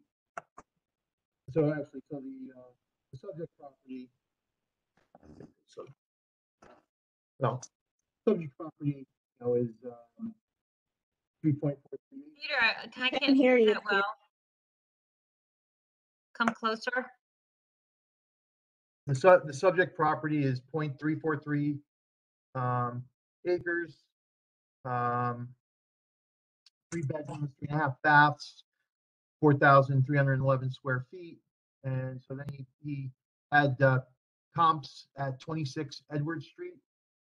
All right, which sold, adjusted down the assessor's adjustments, or the appraiser's adjustment, $1,820,700. Myron's 68 Myron Street, which is a little more than half a mile away. That one adjusted down to $1,804,600, and then 628 Roland Road, and this was 1,873,400 after adjustments. Looking at these comps, I mean, I thought they were pretty good. All similar style homes, and so if anyone has any questions about it. So you're good with it? Yeah, I think I'm going to approve this one. But if anyone has anything, I have nothing. No. Yeah, these are all good comps. Yeah. Then October. Kathleen, I'm sorry, go ahead. No, go ahead. Yeah, I was just going to say that 26 Edward is the low comp that continues to come up, the non-FEMA compliant one. It was used all the time last year because it's a really low comp. So it gets adjusted around a lot. So we had a lot of discussions about that one last year, why it continues to show. And what's this 477 Lally? And what else do they have on the property, Peter? They have a pool or anything? yeah, hold on a second. To be off by $500,000 after, again, just because we went through it last year, there just was not that much in the beach area that was off by, maybe 100,000 here, 150,000, but to be off by $500,000 in the beach area, that just didn't happen. And I, without researching those comps a little bit more and looking at them, I just can't support that after all the ones we saw last year. That's all I'm saying. Unless there's something really wrong with this property that we don't know about. But Well, I would have to say that I have no problem with the comps because he made the adjustments. The other thing is I'm looking at the picture of the house. If it's the subject property, I'll make sure it is. Yes. This house does not appear to be FEMA compliant to me either. It's not up high enough for today's standards. I just don't see it. It's just too low to the ground. So I don't think this one's FEMA compliant. And also last year, again, hate to bring it up, but last year there were a lot of issues with the beach area that came up, and there were a lot of appraisals, and people refused to accept appraisals that were perfectly fine. So I can't go by what happened last year because I didn't agree with what happened last year. That's my opinion. Kathleen, your opinion is different, and that's fine. But I'm just saying that I don't agree with what happened last year. So I'm not going by that. I have no problem with this appraisal from my own perspective. 26 Edwards sold in, I mean, you say it's a low comp, but 26 Edwards sold in the valuation period for 1,895. So This Kathleen, I know. Everybody used it last year. It was known as the low comp because it sold very low. So it was used a lot. That's what I'm saying. that's When what, I see that one, I know, but it's a low, I'm just saying that's my opinion. It's a low comp. It shows a lot. but it's valid for these purposes. I mean, if that's what it sold for and that's in the valuation period, then it's a valid comp. It may be a low Yeah. comp Did in a lot of people's minds, but it's a comp. It I represents market Always- value of that He's home made at the his time, he's So it's made his usable. he's made a lot of adjustments. and it's actually. adjusted. Adjustments are Yeah. made. Yeah. So I So, don't have it. Well, and that's why you have to look at the That's right. relative. I mean, again, I did not look at this one that closely, but you also have to look at the relative, the percentage of adjustments at the bottom Yep. of the sheet. Like, Yep. where does it sit? Right? I don't know. Adjusted sales price. Where's the percent? Usually they list it's this gross number and then the net number for. Usually that percentage is at Uh, the, but I don't see it here. Where is it? Yeah, the percentage adjustments are not in there. So when you see those really high percentage adjustments, a lot of stuff's going on to try to, they don't necessarily end up being the best comps because even though they end up close, there's a lot of adjusting going on. And I just think down in the beach, maybe there should have been other comps that were better comps than this, but on Roland or someplace else. And that's fine. You have a right to that opinion. My opinion is, I don't like we've talked about it before. And it's- Here we yeah, I can't start voting against these appraisals unless it's completely wrong. because and here it's- we are again, Yeah. in a way, we're not arguing about it, but we've again found a way in the back door to talk about how we think there are too many adjustments. We don't know what the percentage is. We don't, and that's not what's important. The important thing is they make adjustments that they need to make based on what they've chosen. We don't get to choose that. We don't have the ability to do that. And we don't have the right to say no because we think it's too many adjustments. They make the adjustments they need to make. So that's why I can't go along with that. That's just my perspective. Well, I think Kathleen can just stay on the record for her, her opinion. That's the right- And, on the she has a record, right that's to good. make the opinion. So, Yep. That's her opinion. That's the way she feels. Yeah. That's fine. Well, how many square feet? This is 4,300 square feet, right? So there's a 3,200 square foot one on Lally that sold for $1.7 million in December of last year. And another one, 3,400 square feet sold for $1.6 million in December of last year. December of So, 2020. and those Are we talking about 2021? I'm on sorry. Lally, yep, 365 and 263. And I don't think there is, one of them is a BP1. What's this guy? Is he a BP1 or where is he? I don't. Where is he? So what I- the comp on? He's a BP. Yeah. I don't find those codes helpful at all. I don't like them. I don't use them. And the appraisers don't know them either, so they're probably not using them. And they don't have to use them.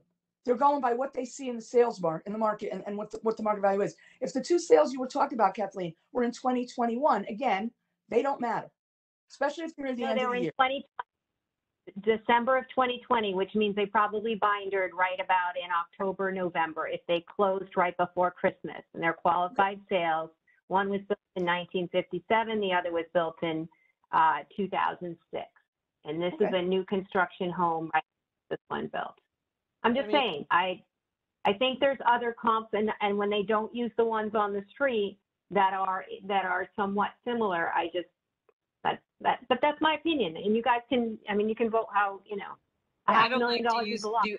new constructions are not very helpful to use. I mean, there were a couple other appraisals that didn't use my new construction that I sold my seller to on Rhoda.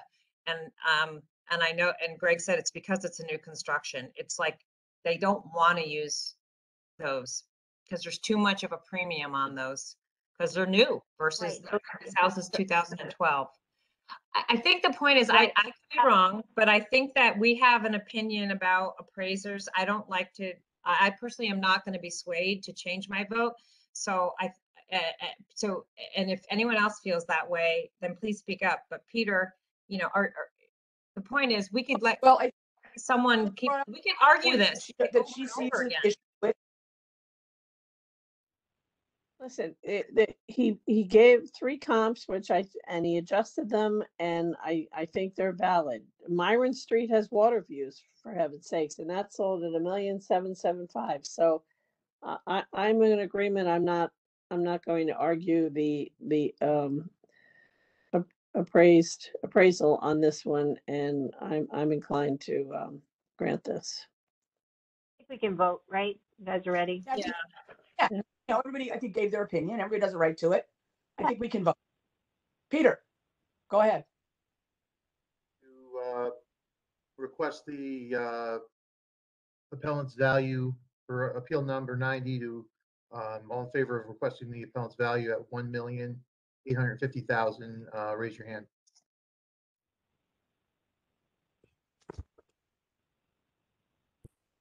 I see 3 hands. I see 4 hands. Okay. Peter, Helene, me, and Carol, it looks like. I believe. Mhm. And all those opposed? This is Kathleen. I'm opposed. Okay. So the motion carries to grant the appeal as requested by a vote of 4-1 with Kathleen Griffin opposed. Okay. By the way, I'd Next. like to say, if this came up without an appraisal and the appellant had provided comps, I would be much more inclined to rip it to shreds if there was something obvious. Do you know what I mean? Like, Yeah, and again, they can't make the adjustments. So we Yeah. might say that those comps, yeah. yeah, yep. So the motion was by Peter and second by Paulette, and Kathleen opposed. Okay. Okay. Next one, Peter, number 94. So number 94, this was 312 Marlborough Terrace. Helen Wu was the appellant. The town's valued this property at $655,500, and they're requesting a value of $500,000. So you're making a motion to the requested value, correct? Value of $500,000, right? Correct. Paulette, you're seconding? So, their basic argument was that this is, just kind of original stuff. Says pretty much original. On the second floor, first, this is a multifamily. First floor, same new, original tile and bath. They did have the roof done. They did have, the boiler and, both boilers done, not too long ago. And so they provided some comps, 761 Valley Road. So that was, let me see, where's that? Valley Road. So that one was, and there is an appraisal in this file as well. I mean, this one was adjusted down to 455, or adjusted up actually because it was sold for. But it actually wasn't. I don't know if it was a state sale, but it was an unqualified sale, and I forgot to look at what that code was for it. At 450,000, but this is a totally different neighborhood than this Valley Road, than that Marlborough Terrace, right? Yes. They do have some wet. It's like the subject property is about quarter of an acre, where this Valley Road one's larger, but it does have some wet on the card, it says it's got a reduction for being wet. Then 795 Blackrock, which is like right near CVS Jennings. That one does have a reduction for traffic, and that was at 486, 700 adjusted. And then there's another one at 178 Sunny Ridge, which is like between Blackrock and High Street, I believe, right? That's neighborhood 80. So none of these seem to be in the same, neighborhoods. I know we have some questions about the neighborhoods, but Blackrock Turnpike is a good one. yeah. And I would even say Sunny Ridge is fine. So, little bigger property, a little bit bigger. That was for 504. 504. The one on Blackrock Turnpike seems to be in much better condition than the subject property. Let me look, see Brick what. house, this is a brick house one that we're are you talking about Yes. 312? Okay, I see it. All Yeah. right. Okay. And Kathleen, Helene, why do you think that Blackrock Turnpike is a good one for Marlborough Terrace? Well, I mean, it's still part of Tunxus Hill. It's in that I mean, it's close enough, I think. Blackrock Turnpike to Marlborough. It's not far. I mean, it is a much smaller, obviously, smaller piece of land, smaller square footage. That one. Okay, is that one near, I'm sorry, what was the number on Blackrock? 795. It's right near CVS, the Jennings Road CVS. Oh, when you said CVS, okay, the much more southern one. Gotcha. Near Jennings. Gotcha. Okay. Yep. Yeah.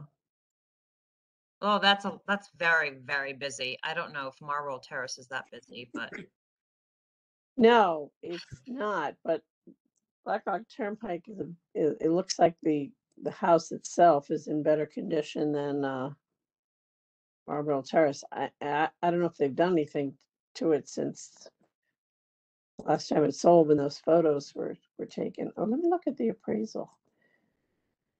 Look at the photos. Yeah, it's so hard to tell in these photos. I know. They're all black and white. I mean, at the top of my head, I would just think there'd be a little bit lower value because Blackrock is a busier road than Marlborough Terrace, but I'm being very subjective. Yeah.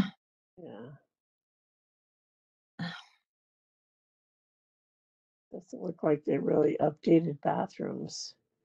No, they said that the interior has not really been, updated. Oh, I'm sorry. There is an appraisal. I didn't realize that. Yeah. I'm looking at it now. I'm sorry. I thought they just said the comps and were giving us comps. Oh, I didn't realize there was an appraisal. And then Sunny Ridge is. So they've accounted for it then. Wonder how close that is to the highway. Sunny Ridge? Sunny Ridge is noisy. Yeah. No, It's no, I know. I just am looking to see where it is on that map. Exactly, because that's a kind of a long And street. I'm sorry. This appraisal does have the net and the gross adjustments, so you can see across the comps, the net adjustments are 1.2, 3.2, and then the gross adjustments are fairly tight. So that means he didn't do, a ton of up and down, or the gross would be high, and that's not the case for most of these properties. I mean, it is a multifamily. They're appraised right now in the sixes at 655 on Marlborough Terrace. I think for that street, that's, I was clicking on a couple of maybe they're not two families around there, but, I'm not seeing a lot in the fives over there. So I'm not sure why this one is that much higher unless it is because it's a multifamily. Yeah, and You know, actually, the first, the one on Sunny Ridge Avenue, that's that type of location where that is on that street is I think very comparable to Marlborough Terrace. I agree. I agree. Yeah. And Yeah, that I one mean, sold. the appraisal put in his notes, 18 multifamily homes have sold from 320 on upwards to 700, and an average being 470. I mean, so he's done his work in terms of picking Yeah. these. Yeah, I mean, kudos to someone. I mean, honestly, for this kind of a value, honestly, I don't think we see appraisals paid for. I mean, it's going to cost them $400 to $600 just to run this appraisal for a home this low value, right? I mean, we normally see appraisals being done with people who have $1 million houses. That's true. Mhm. And This is this honestly, gentleman's done, yeah, he's done appraisals in that neighborhood last year, and in general, they were all really spot on. I thought he did a nice job last year. Yeah, So, you know, I he's love appraisal. that houses. Peter, are you good with this? I am. So, Let's vote. are we ready to vote? Yeah. So, Appeal 94, all those in favor of providing the requested value of 500,000, raise your hand.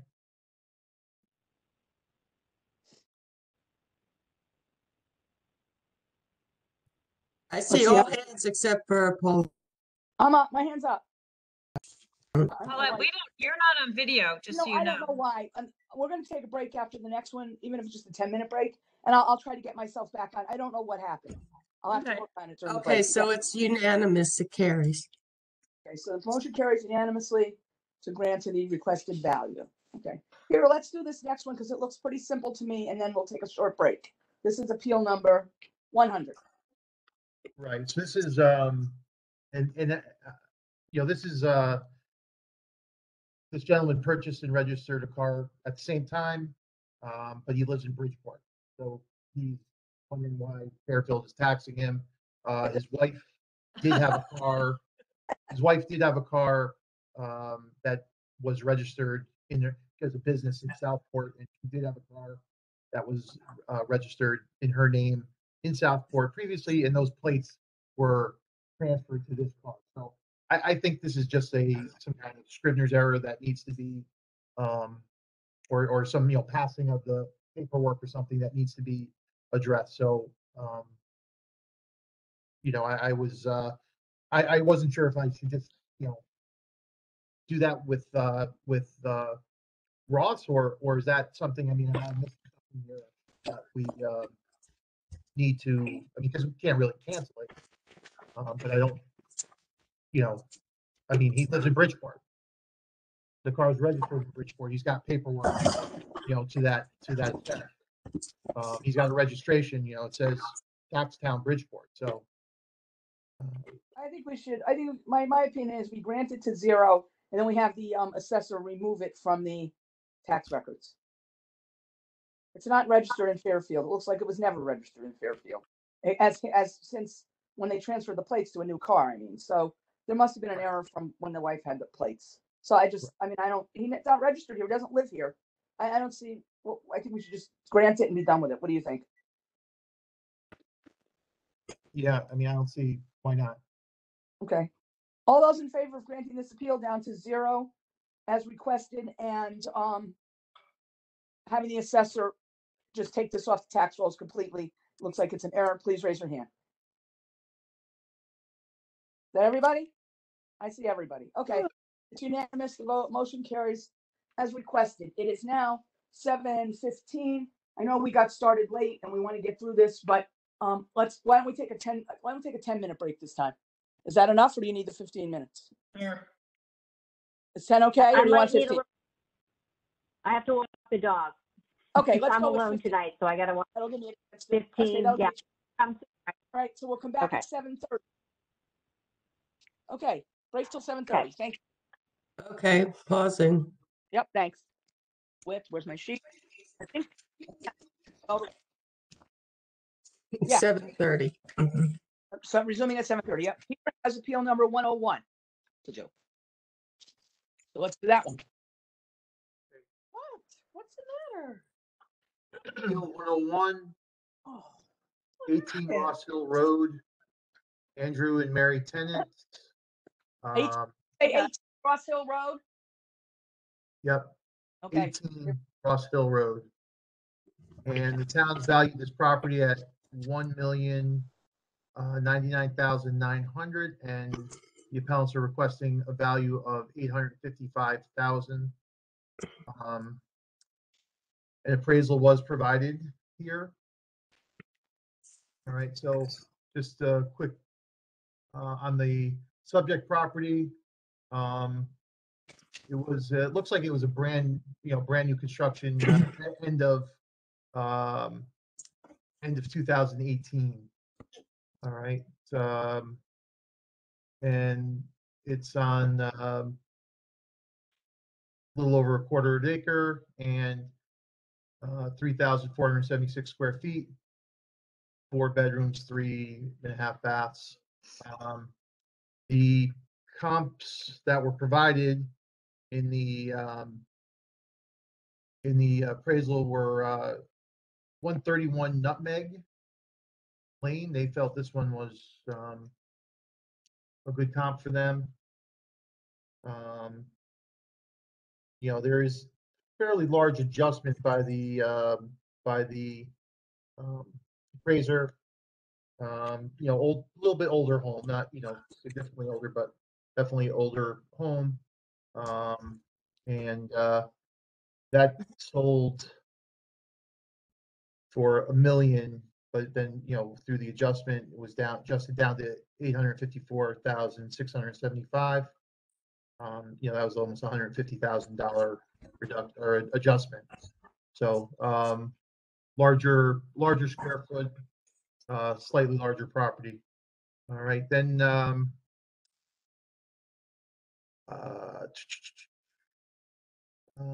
170 Windsor.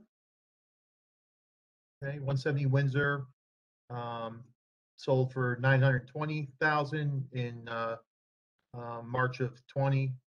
Again, that's adjusted down to 51, 575, 4 bedrooms, 4.5 baths, or 4.5 baths, and about the same acreage, a little slightly larger acreage, slightly smaller square footage. All right. Then let's see here. That was 170. So then also 278 Pansy Road. That was sold for 805 in February of 20. That one's right behind the Gap, Sand Mortar there. So I mean, not to say that's I'm just telling you that's where that one particular property is. Smaller piece of property, slightly larger square footage. All right, and then they also provided one on Ross Hill itself, 23 Ross Hill, and that one was I don't know. Let me see here. He did 4? Yes. Yeah, it was Harriet Busker. Oh, I'm sorry, I Yeah. only see 3, and then I guess there's another page of the 4th one. Oh, I didn't know people do 4. Sometimes they do 5. Sometimes they do 6. Wow, okay. What was the address on that one, Peter? The fourth comp? 23 Ross Hill Road. Let me see where. Just some of my notes on that one. That one is slightly smaller property, smaller square footage. Does have a pool, in-ground pool there. A little bit older home. And I'm just trying to see. So in 2018, end of 2018, they paid $950 for that for Ross Hill. Okay, and Yeah, then where's the sale Ross Hill? I don't see, it's 23 Ross? I don't see a sale from, later than 15 for 975. Yeah, true. That's actually, it's not. It didn't sell. What was the number what was the number for the comp on Ross Hill? 23 Ross Hill. Right. It didn't sell. Yeah. And I mean, that's currently appraised at 901.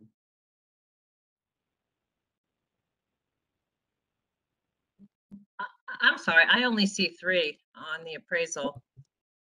Yeah, I don't, So maybe they just. I don't see, I see, I mean, the whole appraisal only shows that when I go to the map, I only see 3 of them on there. Okay. Maybe they just gave it to me during the hearing then. Yeah, they gave a picture of it and stuff, but she didn't put it in the report. Okay, so it wasn't part of the appraisal. They were just adding to their data. Yeah. Okay. Okay. Yeah, right. Well, probably 'cause it's right at the top of the front, it's page like best. 5. Right, or appraisal or. So this is Kathleen. I just have a couple comments on that, on the appraisal, because, you know, I looked at all the comps, right? 11/4/2019, 2/21/20, and 3/13/2020. 2020. Those are the close dates on the appraisals. They're all pretty much pre-COVID.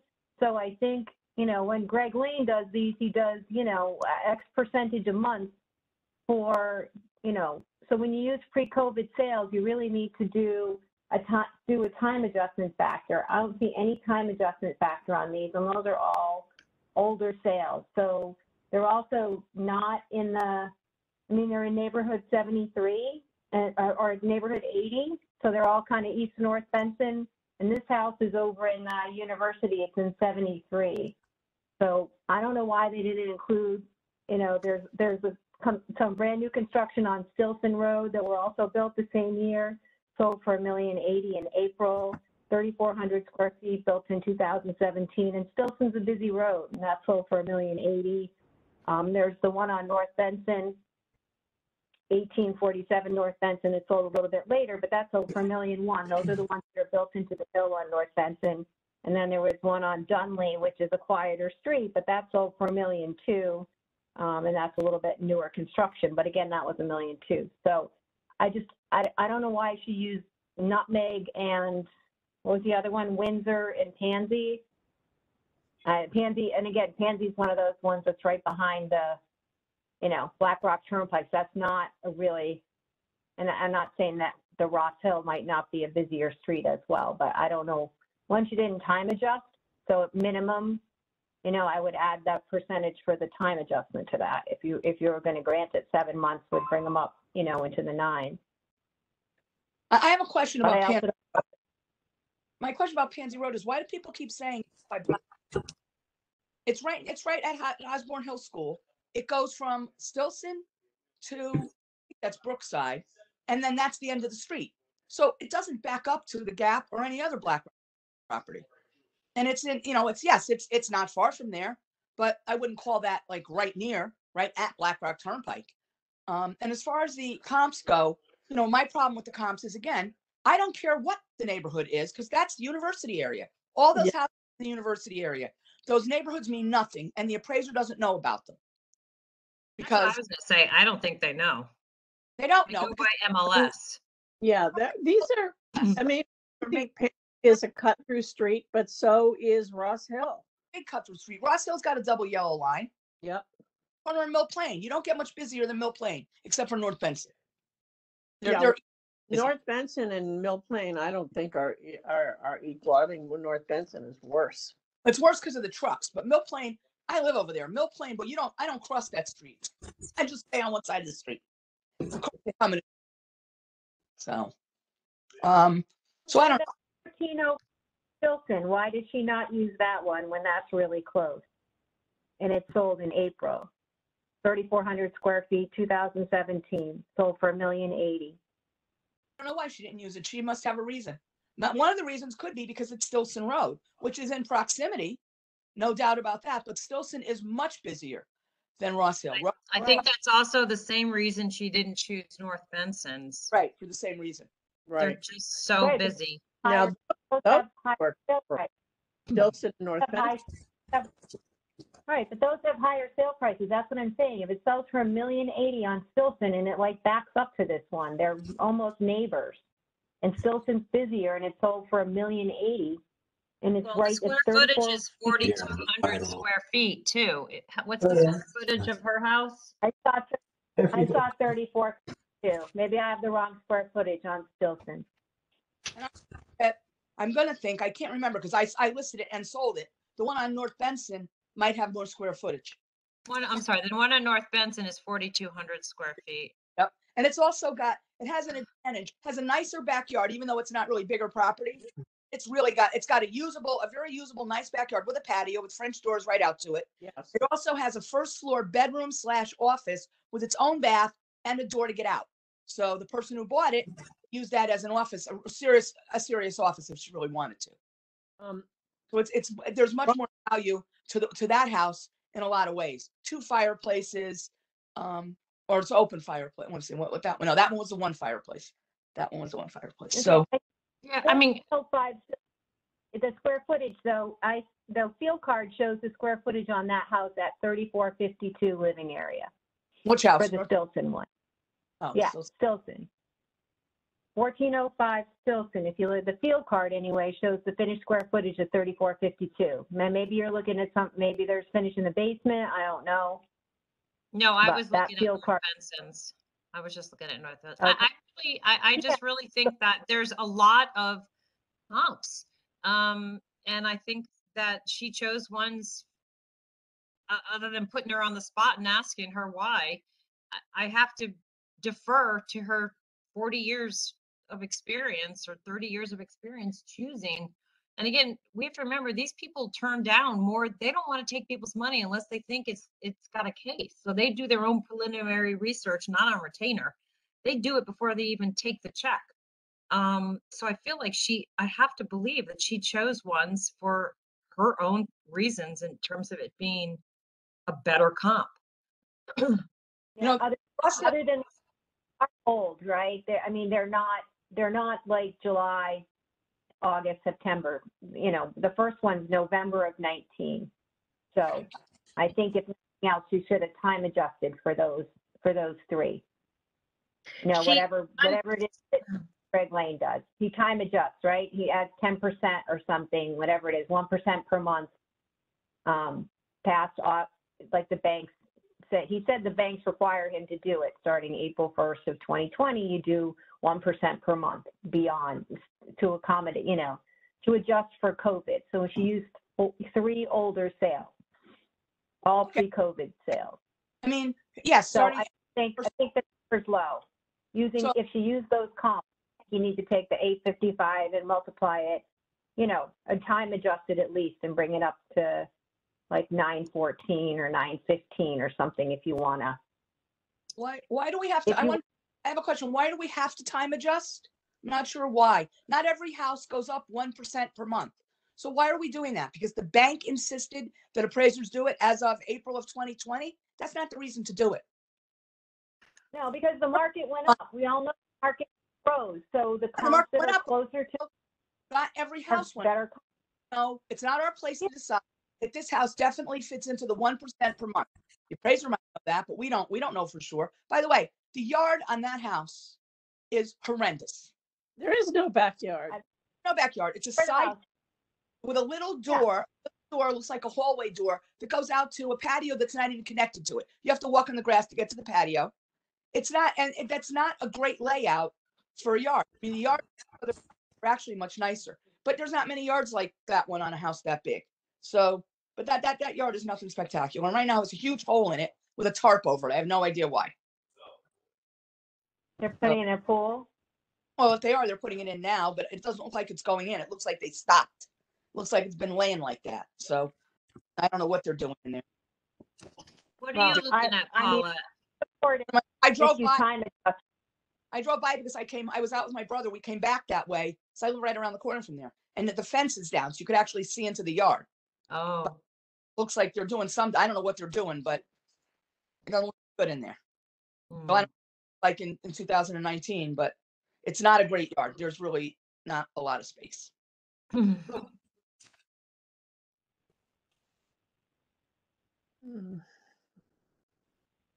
Well, my gut is kind of telling me, even though, I'm looking at this appraisal, that 855 seems a little low. I know Definitely low, sorry. It's low. they paid 950 in December of 2018, but I do think that $1,099,900 is too high. But when I was talking to an appraiser recently, when I got an appraisal that came in short, his formula for market increase was way different. It wasn't, he said, we can't just take, let's just say the market went up 25%. We can't take that and just add that to a property. So we have to take that number and then divide it by 12 and then multiply it. But, it was like 3 or 4 steps before he could get to that. So it's not as clear cut as you might think. I don't know. I think I'd be They do more, have a pool. what's that? They do have a pool. No, you may, if you drive by, you'll see it. It is not a pool. I don't The know what field, are we talking about 18? Yep. It's a hole with dirt. The field card says, I'm just letting you know, the Okay. field card says as of October 21, in-ground pool, complete for October 2021. I don't know what happened to it because if you saw it, it looks like it was under construction and never finished. Wow. I mean, it's not even Did deep. they mention that? No Did finishing. they mention that appeal, Peter? Did they mention in the appeal that they don't have a pool? Here, we lose you. You're I on just mute. going back. I mean, I don't recall that. Let me just see here. I will say there's a pool cover on the property. Well, What they have a CO. They have a CO. It says date of completion. So maybe something happened to it, but it doesn't matter for now because it's it's Yeah. later. But I mean, it has a value of 60,000. I'd want to know why, because believe me, if you saw it, you'd think they were just installing it. That looks like it's under construction, and it looks like construction has Maybe something happened, maybe a tree fell in it or something. that happened to it. Is the pool on it's not in the appraisal, so it's listed as none on the appraisal. I think because it's, well, now let's say if that appraisal is done for October 2020, so it wouldn't have been there, wasn't it? Isn't it Right. later than that? So it's not going to be on the appraisal. Right. It was If you completed a do year it- later. Well, when did she do the appraisal? Is this last year's appraisal and she's resubmitting it, or is it a new appraisal? Like, when was the appraisal done? Because you do it on as of October 1, 2021, whatever's in the house, right? Because I believe she appealed last year. So I just want to see when, if this appeal was a year old and she's resubmitting who was the appellant, Peter? Did the homeowner come or did the appraiser come? Yeah, Mary Tennant, the homeowner. The owner. Yeah. So is there a date that this appraisal was actually completed? Like, where's the? Yeah. It should sign say it on either in the first cover page usually, or on the last page where she signs. So let me look on the cover page. It says table of contents. The state report signed February 24th, 2022. Harriet Busker. So she did that day, but she didn't pull it. Include the pool. Let me say again. She doesn't have to put the pool in because she's doing it as of 2020 and there was no pool. No, Paulette, that's not correct. It is the correct. Pool was in for the 2021 brand list. You need to include the pool in the property, but you go back to sales data with a house with a pool as of that date. So you take the condition of the house today as if it was on the market in 2020. You use sales from 2020, but you have to include the pool, especially if it's on the card and it's 100% done. That pool should be taxed on he's taxing it on the grand list of 2021. But we're not looking That's at the difference. Yeah, we're doing the 2021 grand list. That's what we're doing. We're doing property value. Like, how much you have, how God, much here we go property you again. have. No. I We're know, looking at it's the property. it's a conversation that Rob tried to explain, is that you can't, like, you just can't put a wing on your house and not pay taxes on it for 4 years. You start paying taxes on whatever's complete as of the signing of the date of the grand list. So we're working on the 2021 grand list. So that's the property in town that is, you know, that meets the grand list. And this pool looks like if it was 100% complete, it should be taxed as of October 1, 2021 on that grand list. In Okay. grand list for this. So that, right? So her pool should be part of the appraisal because the value of her house now has a pool in it. And she didn't adjust for the pool. So I don't know, you know. By that theory, anybody who comes to us with an appraisal or an appeal for the base period of 2019 to 2020, October, that has put an addition on your house after that, and they're questioning the value during that base period, you think that we should include that when it wasn't there during that time? For the tenant, yeah, for the owner, not for the sale. They're two different things. The sale, you're looking at sales from 2019 to 2020, the condition of that sale in that period. So if you're looking at a sale with a pool, if the pool would have been in there in 2020, right? When it's sold, because the house had the value of the pool in it. So that's the sale. So yes, the condition of the sale, the house and the sale, that's the problem that happens when people bring sales in and they've increased in value. But we're talking about the homeowner's property as compared to that. So you take what they have today or what they have as of October 21, you know, and you say, okay, take this house they have today and look for similar houses that sold in the reval period. So a house with a pool built in 2017, you know, those would be the appropriate comps. And the same's going to happen next year. So next year they come in and now and a garage. So I talked to her about this today. I went over that I earlier. know. So, but that's what I'm saying. I did. I understand the property, and if she were appealing a tax from, you know, now that's different. When that assessment was made during that reval period, that pool was not there. Because of that, we can't go back now and say, oh, wait a minute now, it's worth another $6,000 in 2020 because the pool is there now. It wasn't there in 2020. But do you think her house is worth more now because she has a pool? Yes, right? So she needs to be taxed. 2022, 2 years later. It's Yeah. all on the field card, so they've adjusted for that, right? It's already, she's already. But that's what I'm saying. Her house is more valuable now. So you have to take her house valued now. In next year, she puts a garage on. Her taxes are going to be higher because her property is worth more. Yes, you have to pay taxes. You're absolutely right. And she has to compare it to a sale from 2020 that had a garage and a pool. So she can look for sales that look like her house now in the back period, but she has to look at what her house looks like today. No. That's what I'm saying. I put a house in 2021, and then before the mill rate changes or even after, you know, then I expect my taxes to go up based on the fact that I put a garage on now. Like in 2021, I put a garage on. July comes, okay, new mill rate, new value, boom, my taxes go up. But they couldn't have gone up in 2020 like that because I didn't have a garage. Okay. So here's what I'm thinking. But anyway, the pool should be in the appraisal. Do you guys agree that she should have included the pool in the appraisal? No. So we should give her a reduction because she has a pool, because we just ignore the pool.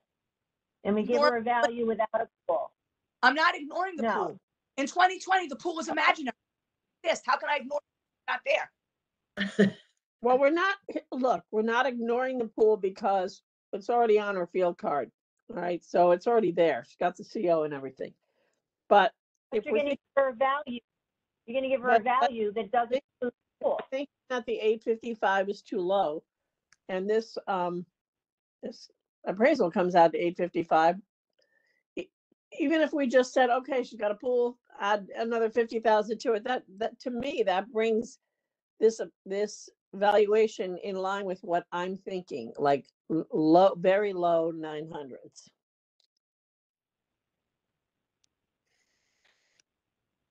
We don't even have to give the reason why. She's got the pools on her field card, and whatever happens in the future is going to involve the pool. But for right now, we're just trying In to, 2020, when is the pool going to be, when is the pool going to matter? well, the pool already matters. It's already on her field card. And then whatever adjustment they make in the next value, reval, the pool's there, no denying it. And when she brings her comps, she's going to have to use houses that have pools. Where's the, do you, Carol, where do you see the pool on her card? No, it's the new one. I was thinking the same thing. Don't look for the field card on vision appraisal. Scroll through the No, yeah, I'm in the backup. scroll through the I'm in almost the last through the page of the backup. backup. Yeah. It's the field card dated 3/22 or March 22. It's there. Oh, we just added today. I see. And when was the pool complete? October 1st of 21. Right. That which is, so it should have been on the October 1st, 2021 grant list for a value of 600. So you could add 60,000. I mean, I would time adjust it just because those comps are really old. And then I would add, the appraiser didn't put the pool in there at all. I mean, I don't know what they changed for a pool, but that adds another 60. So if you time adjusted it for like 7 months, it would go up to 914, and then if you add the pool for 60,000, then you're at 9. Wait, I'm what? not comfortable. Why are you time I'm adjusting? just not comfortable Evaluation period. playing appraiser. That's what I'm saying, because the sales are old. I would bump them up by 1% a month because they're all old sales. So take Why your should you- number and just, They all Yeah. sold within the valuation period. They're not old. I know they're not close to the reval. They're not, we're trying to get to a price at October 1, 2020. No, So this Not- what is No. sold? 10/1/19 to 10/1/20. Right, that's the sales they use to build the land curve, and those are the sales. They actually use sales from 2015 to build the curve, but when they certify it for the state, they use sales from October 1, 2019 to 2020. But you're trying to get to the value on October 1st, 2020. We're not trying to get to the value on October 1st, 2019, right? We're trying to get them as if they're sold on October 1, 2020, what would the market value be? So those three comps would have sold higher if they had sold on October 1st of 2020. So she should have We don't know probably that. bumped those. We don't know that. We don't know that. Oh, no, Not know Greg that. Lane, Greg said, and everybody, the market rises. It was a crazy market. So a sale in February is very different than, you guys know that, than a sale in October of 2020. The houses were going for much, much higher. So she did not account for that when she did her appraisal. She used the comp, she used sales from before COVID. And, if you wanted to bring in October, I don't know why she didn't bring in October sales, because those are the closer ones. So if you're going to use an old sale, you should, as Greg said, you should time adjust it and bump it up. He suggested the bank's like 1% a month. I don't know. Maybe this is in town. I think these. This is the bank. We're not- So that's what I We're not would do. I would do 75. I would I'm add the pool and I would bump it up for time. 855 in No. October 2020 with a pool it would go for way more than that. Okay, I'm about to have a heart But yeah. attack. Brand new heart valve. Okay, I am What's not that? raising somebody's price $60,000 for something that happened a year after this period. That's number one. Number two, I'm not time adjusting because one appraiser thinks that. He might be absolutely right.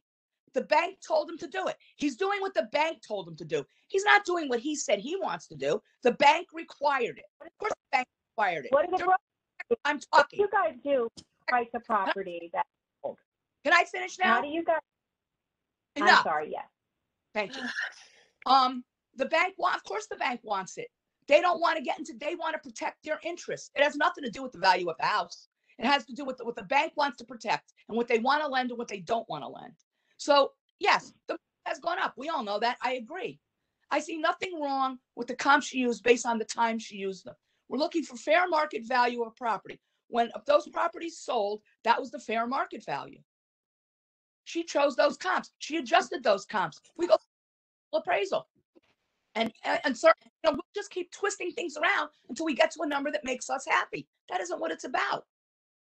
So I'm Well- not 75. I'm not going to agree that the pool should be included. I'm not going to agree to adjusting anything up 1%.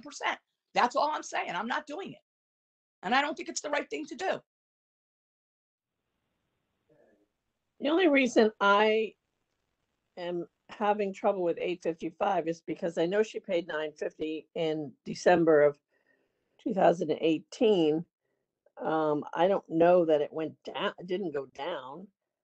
So No, I just don't feel comfortable with 855, and I don't feel comfortable with the current valuation. I like to see somewhere in the middle. I'd like to see, low nines is what I'm thinking. My gut is telling me.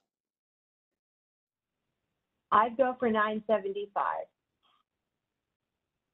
I can make an amendment if you guys want No, to thank you. 975. No, we don't need an amendment right now. Let me just Carol, look at what's the difference. Well, Oh.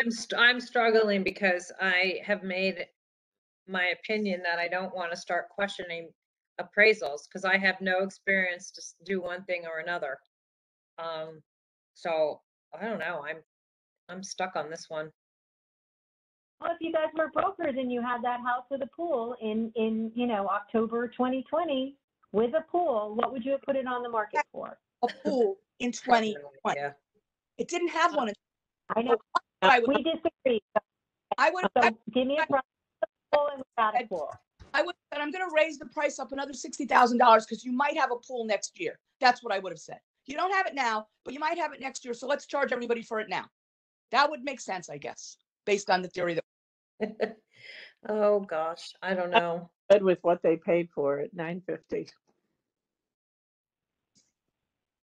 Well, whose was this? Is this Peter's? Peter, what's your opinion? Probably asleep. I Well, thank you, Paulette. So, okay, So, I- listen, I would just say, Paulette, I don't ever remember you complaining about Greg Lane's adjustments last year, but that's in the past. complaining about his adjustment. Here is, I do agree with Kathleen. And if you look at sales out a little further, I mean, you see sales well into the millions, it's just into like February of 21, you see sales in the millions. So obviously the prices have gone up. The fact is we're not changing the base period. The base period is still 10/119 through 10/120, right? When there was a major or there was a significant increase in prices. But the pool has to be added in. It's a fact. It's there. It says it I on the just texted card. Harriet.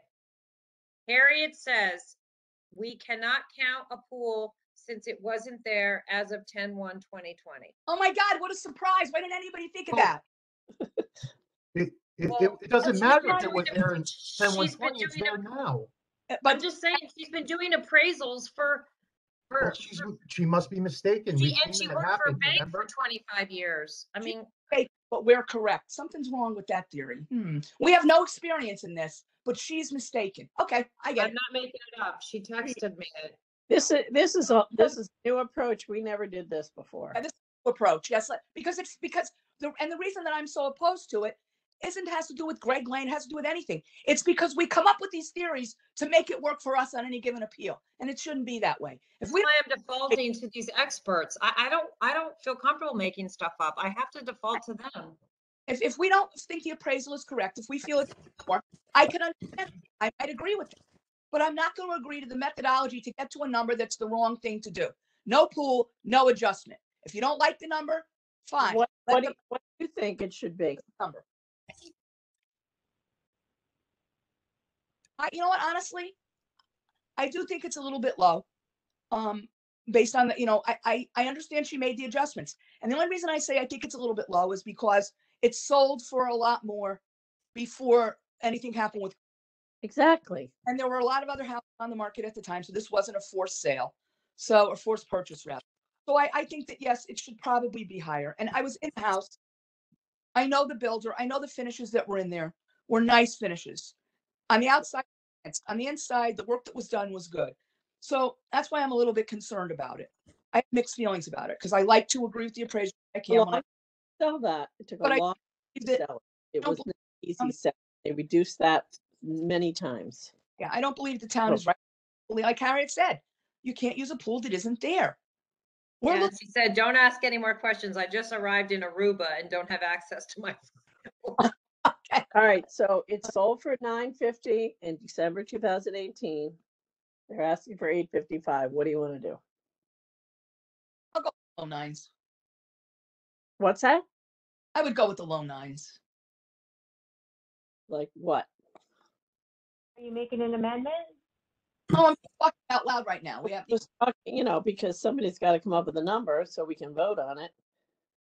So, what do you think, Carol? I am sort of black and white. I would leave it the way it is. So, but I'm not. I mean, I obviously I'm at 855 because I have to agree with what the appraiser says. But if you want to go a little bit higher, I'm not going to agree to something egregiously more. Yeah, so I mean, if we don't agree on a number, then it gets denied. No. Right. So you're the one who had first suggested that. So what are you thinking? 920? Is that what you're saying? Well, I'd be okay with 920. I mean, that's 925. that. You going below the sale price? Thank you, Anthony. A lot of homes are below the sale price. I know, but okay. I don't know. I mean, I guess I'll do Just that. need to vote. You got, Yeah, we have have the to vote, majority, move you're gonna- on. right? That's the majority. We just need to vote. You guys gotta come up on a price and we'll vote. All right. I suggested 75, but I didn't get any support for that. So that's where I was gonna go. But you guys pick what you want and then you just should vote. Okay. I'll make a motion. I make a motion that we grant the appeal in part to a value of $925,000. Do I have a second? I'll second it. All in favor? Aye. This is Aye. a hard one. So there's three: Carol, Paulette, and Helene. Yes. Okay. Opposed? I believe it's Peter and Kathleen. Kathleen and Peter. So the motion carries 3-2 to grant in part to 925 with Peter and Kathleen opposed. Got it. Okay, that was Peter's last one, I think. Let me check. That was 101, right? So yes. Okay, Carol's next. Carol, which one do you want to start with? I know that you have one together, and I don't know. Yeah. So- All right, I'm going to start with number 46. I'm hoping this is a quick one because we voted. I'd like to remind everyone we voted unanimously on another one on Rhoda. I just asked you about that, Kathy. It was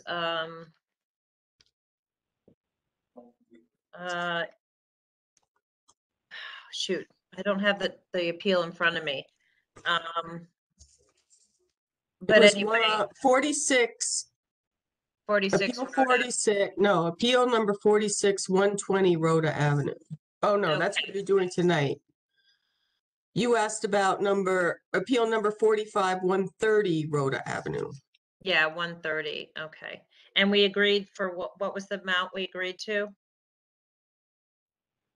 I just had you Whatever. agreed unanimously to accept it. Yeah. So whatever the ask was. Yeah. I think it was 1675. 1675. That's what I. Yeah. Okay. And that one had 10 rooms and an elevator. So the reason I'm comparing the two is not just that it's on the same street, but because they're both presented by the same appraiser and he used similar comps, make the same comps, making adjustments accordingly because of the home is a bit different.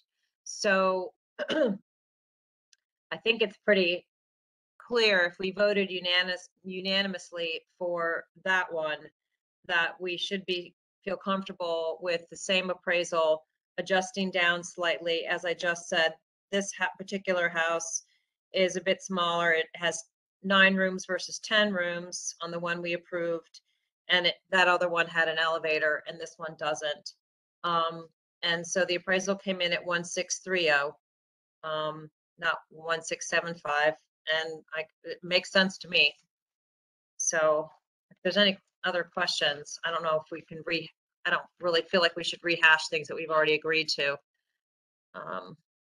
So I'd like to make a motion to grant this one. I'll second.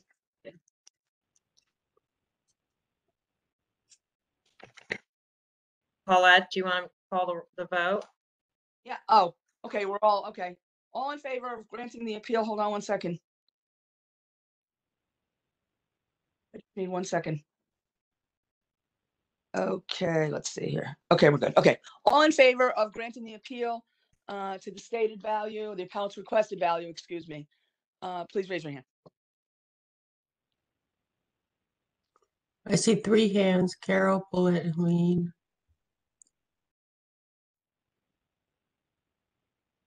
Okay, so 3 in favor. Kathleen and Peter? I put any hands, so I don't know for sure. I don't want to assume. Hello? Peter, I think, said opposed, and Kathleen? I'm opposed. Okay. Motion 2 carries. opposed. Motion carries to the requested value, 3-2. Peter and Kathleen opposed. Okay, Carol, next one. Right. Okay, I'm going to go to number 40, appeal number 42, which is 68 Palomar Drive. This particular home, the town value has it at $446,800, and they requested a value of $379,780. This is an interesting one. So this is one where, like I was saying, they provided me comps. It's not by an appraiser. It's them providing the comps.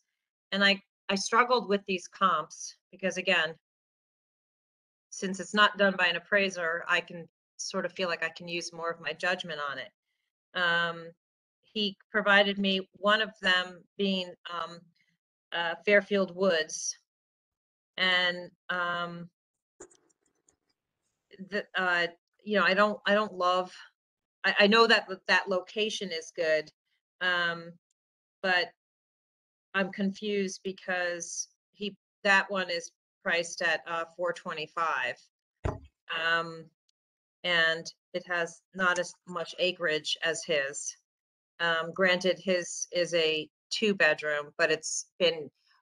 Let me take a step back. So his brother purchased the home and flipped it, and probably was going to try to sell it, but he sold it to his brother. So he purchased the home, you know, made it sparkling, did whatever updates he had to do to it. He purchased it back for $317, and he sold it to this gentleman for $445 in a private sale. Okay, it didn't hit MLS, and he bought that. When was that, Carol? He bought that in June of 2021.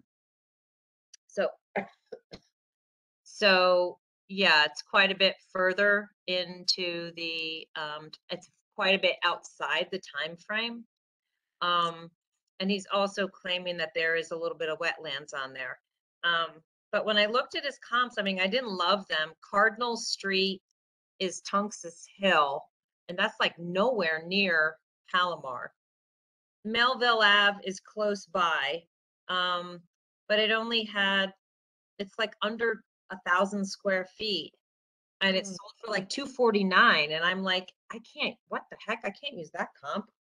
So I don't really know, you know, I like to help people out, but like, I don't really didn't have the ability to start looking around at other things.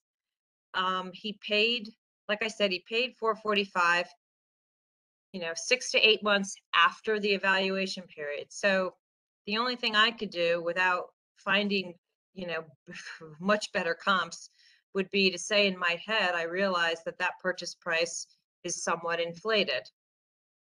I don't know how he wants to go back to the value that it was before,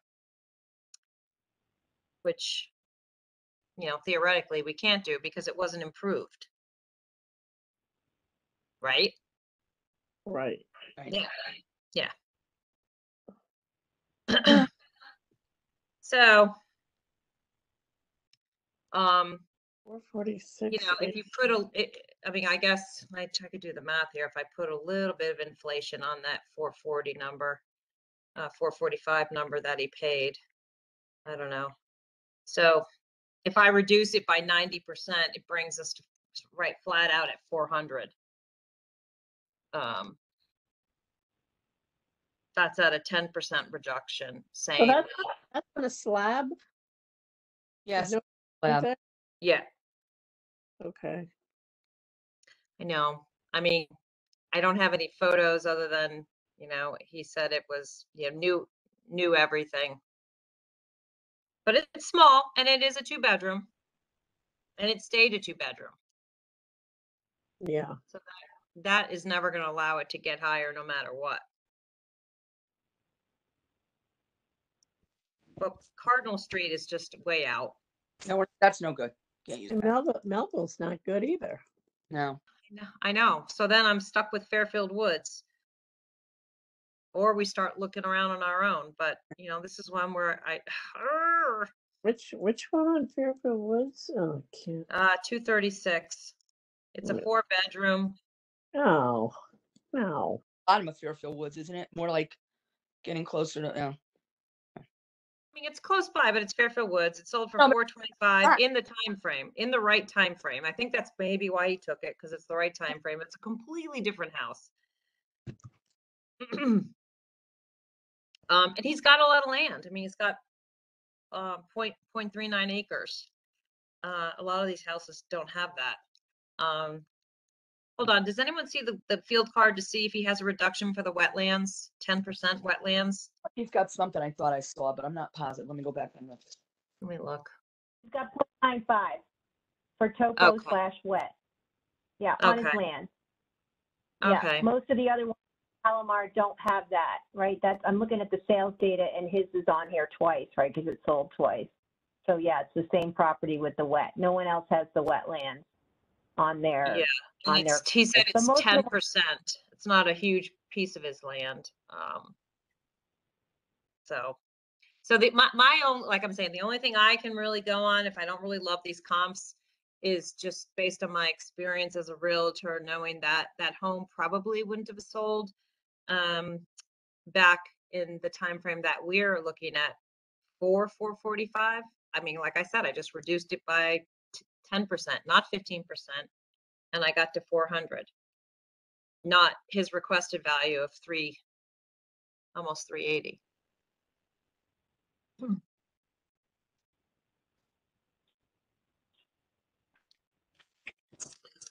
I mean, there are some So other sales is- on Palomar, but they're colonial. They're not ranches, so they probably were going to sell a little higher. Yeah, And they're I don't know not if they were in good. bedrooms either. Yeah. Is he Yeah. listed as a 2-bedroom? I see. Yeah. How many baths? Probably Two. 2.5. 2. Two. Much. What?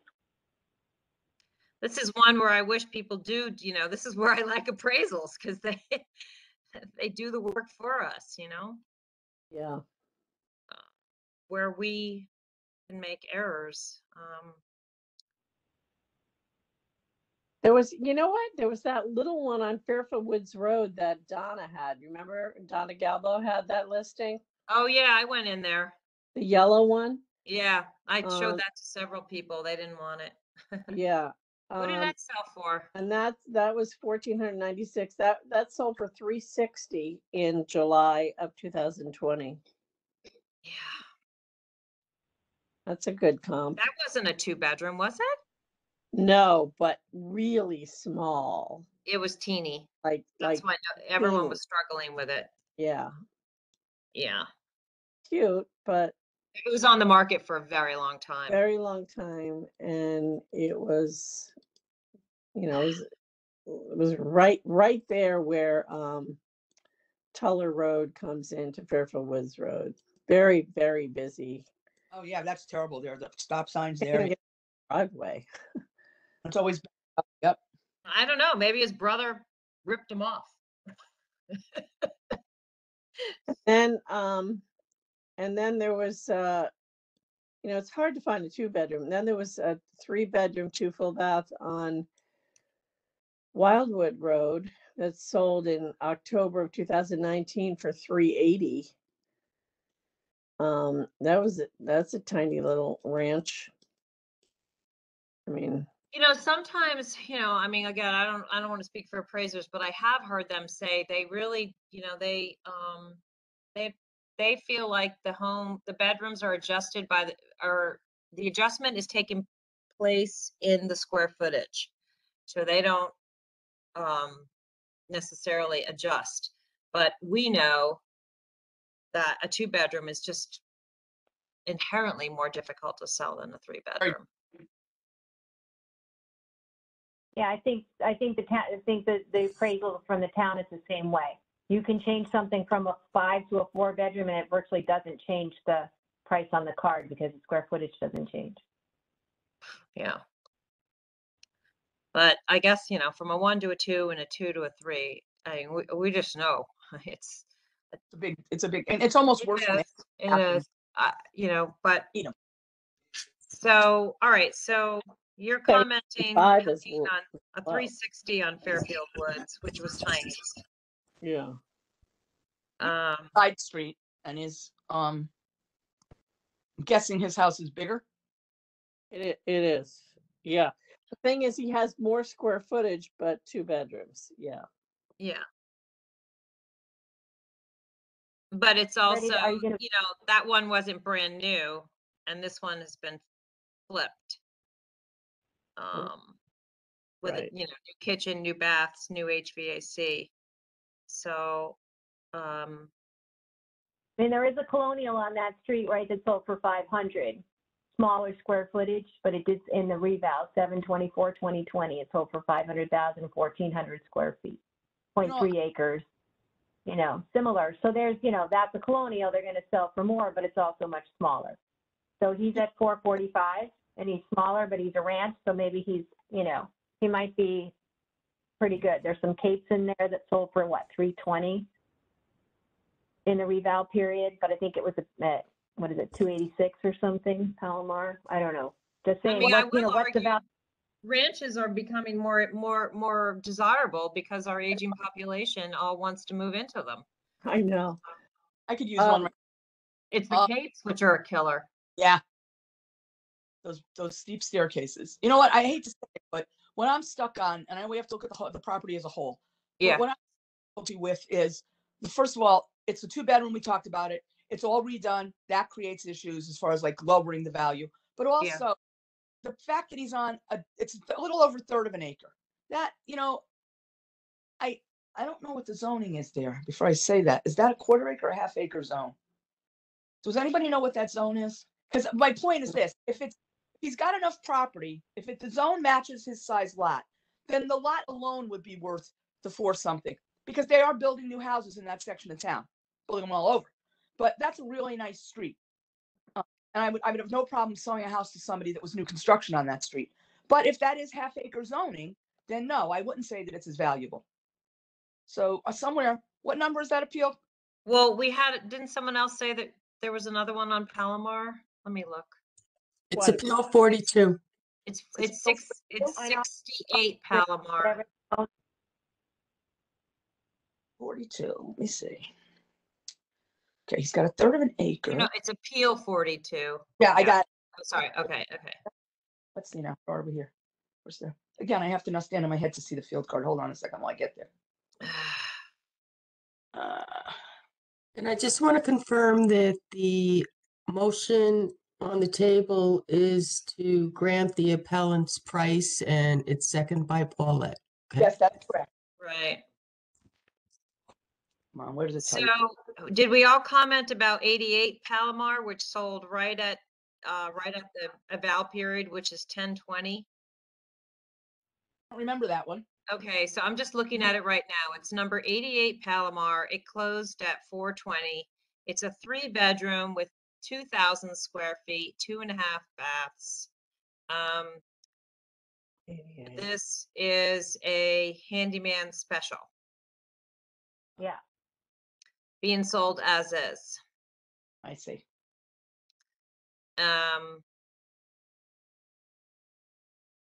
So, I mean, we're putting kind of squares into circles here to Oh, Yeah, go, we're going up, we're going down. that can't be right. I think you want to vote, right? I mean, I don't see anything coming here that's going to make us come to some numbers, and I think everybody's in agreement that his number's too low, right? The 379 is too low, Yeah. and we're just trying to figure out something in between, and maybe there's nothing in between that's really going to work. So I think we should just, I would say allow him to come back with better comps next year if he really believes that his property is overvalued. Well, to me, it's come back with the appraisal, but Yeah. Okay. yeah. Okay. All right. Okay. All those in favor of granting the appeal to the appellate's requested value, raise your hand. All those opposed? Oh, wait a minute. Carol, is your hand up to approve or It no? is. Oh, I'm sorry. Nope, I'm opposing. Okay. Anybody I can't see them all. Is anybody's hand up? For approving? No. Okay, so the motion fails. The appeal is denied unanimously. That's it. All right, cross that one off. That was 42. Okay, let's do Fox Street, another Reggie Poos. That's appeal number 47. So this is appeal number 47. Property address is 81 Fox Street. The owners are Walter Shitko and Holly Romano. The town has it valued at 1,633,500. Their requested value is per the appraisal at 1,400,000. So, Fox is an interesting street. Not nearly as desirable as other homes on down in the beach area, right? It's got the affordable housing around the corner, I think, at least. You can part of Fox Street. It backs right up to it. What's that? You can actually see it from part of Fox Street. Yeah. There's a land in between, but basically it backs up to that low Yeah. income. Yeah. Okay, so the motion is to accept the appellant's offer, ask price of 1.4, and Paulette is seconding, right? Yeah. Thank you. Thank you.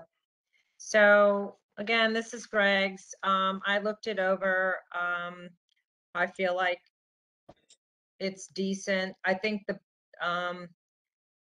I have notes here that one of the best comps is I wrote 68 Fox. Yeah, so 68 Fox was brand new and sold for 1.5 in the time period. And so he made the adjustment because the subject property was 2014 versus being brand new. So again, there's a huge adjustment for that. And I know I know they don't like to use brand new comps, but this one, I guess, because it was on Fox and Fox has its own cachet. He felt it was important not to ignore that. The other two he chose were on Lally and Edward. Adjusting for Lally was actually built in 2007, so he had to adjust for that, and Edward was built in 2015. He does do time adjustments as well. And obviously there's adjustments for the square footage. So, I mean, I'm more simplistic when it comes time for these appraisals. And it makes complete sense to me that if a brand new home on Fox sold for 1.5, that this one should be appraised at the 1.4 without even looking at the rest of the appraisal. I tend to agree. Yeah, and the one, and by the way, the one on Fox that sold for 1.5 had over 300 square feet more. So, anyway, if you guys are comfortable, any comments? I just wanted to make a couple comments on that. So this time Greg did use the sale on the same road, but he didn't use the sale on Rhoda because it was too new. That was your sale on Rhoda. So I don't quite understand, if it's right on the street and he uses the comps on the street, why doesn't he always use the comps right on the street? So he didn't use it on Rhoda. That's his judgment. I think it's because Fox is tricky. Yeah, I'm not finished yet. So just that's one comment about, when do you use the ones on the street, when don't you? And the one on this street also backs to the Navy housing. So the new construction. So it has a very different backyard than the appellant's backyard. But be that as it may, the appellant came before the board last year, because I remember this one on Fox. And he said, on the record, I know I can get between 1.5 and 1.55 for his house. But he also presented a bank appraisal last year that was dated as of April 1st, 2020, and the bank appraisal came in at $1.3 million. So that was a pre-COVID bank appraisal at $1.3 million. He said on the record he could get $1.5 million, and he asked for $1.520 million. And I think since it was so close, it was a split vote last year.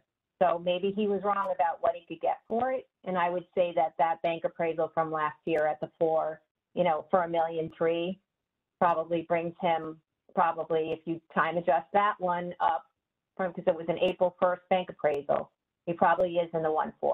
So I think it's right, but. Okay, can we vote on it, guys? For another appraisal and to lower his number, right? Because he got denied last year. So he went, instead of his bank appraisal last year. But anyway, he came up with his own price of 1.520 last year. That's what he asked for. So he's gone lower because he's got the appraisal. So I'm not arguing, what I'm saying. Maybe he was wrong in what he thought he was going to get, and he didn't really ask for enough. So. Okay. Carol? I'd like to make a motion that we vote on this, please. All those in a motion. So all those in favor of granting the appeal to the appraised value, please raise your hand.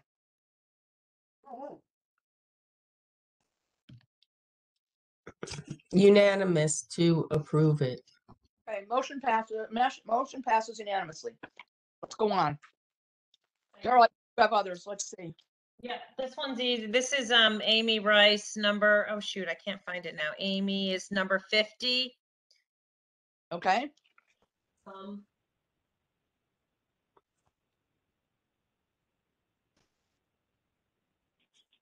Sorry, oh yeah, she's on the 427 Stilton Road. She was the hairdresser. So I told her that we can't get rid of the penalty. She's aware of that. She did fill out the declaration form. The town, I guess, has misplaced it, but her value is $1,012. That's what the declaration is.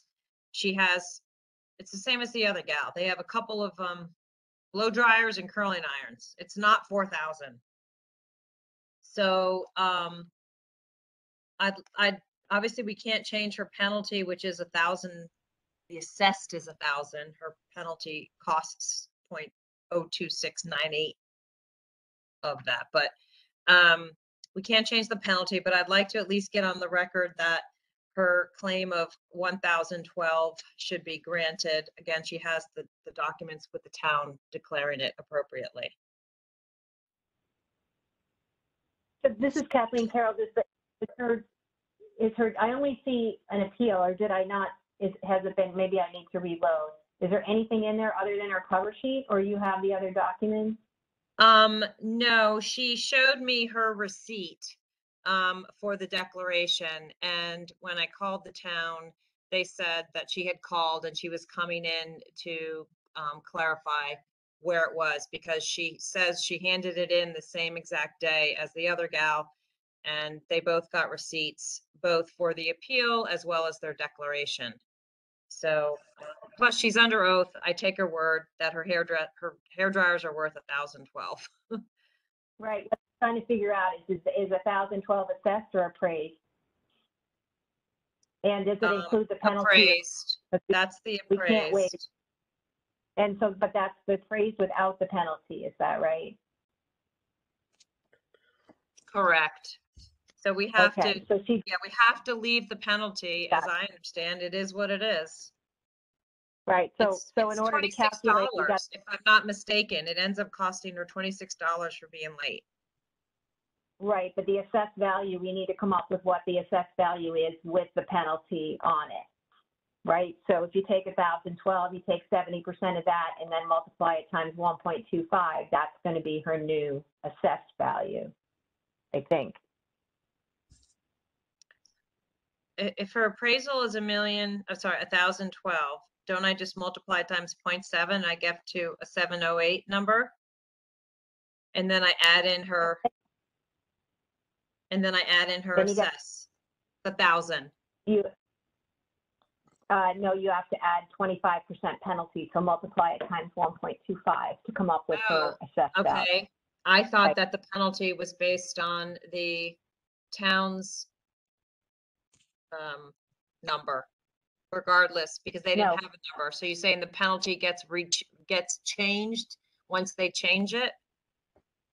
Yeah, that's, I'll just explain that. That's what we call a 6250. They get assessed for, or whatever, it's 5,000, and then they get the penalty on that. But as soon as they come in and show us something, then their assessed goes, you know, but they show us what they have, then we can reduce that. And then their penalty is 25% of, you know, what they actually claim. So that's what I Okay, figure out.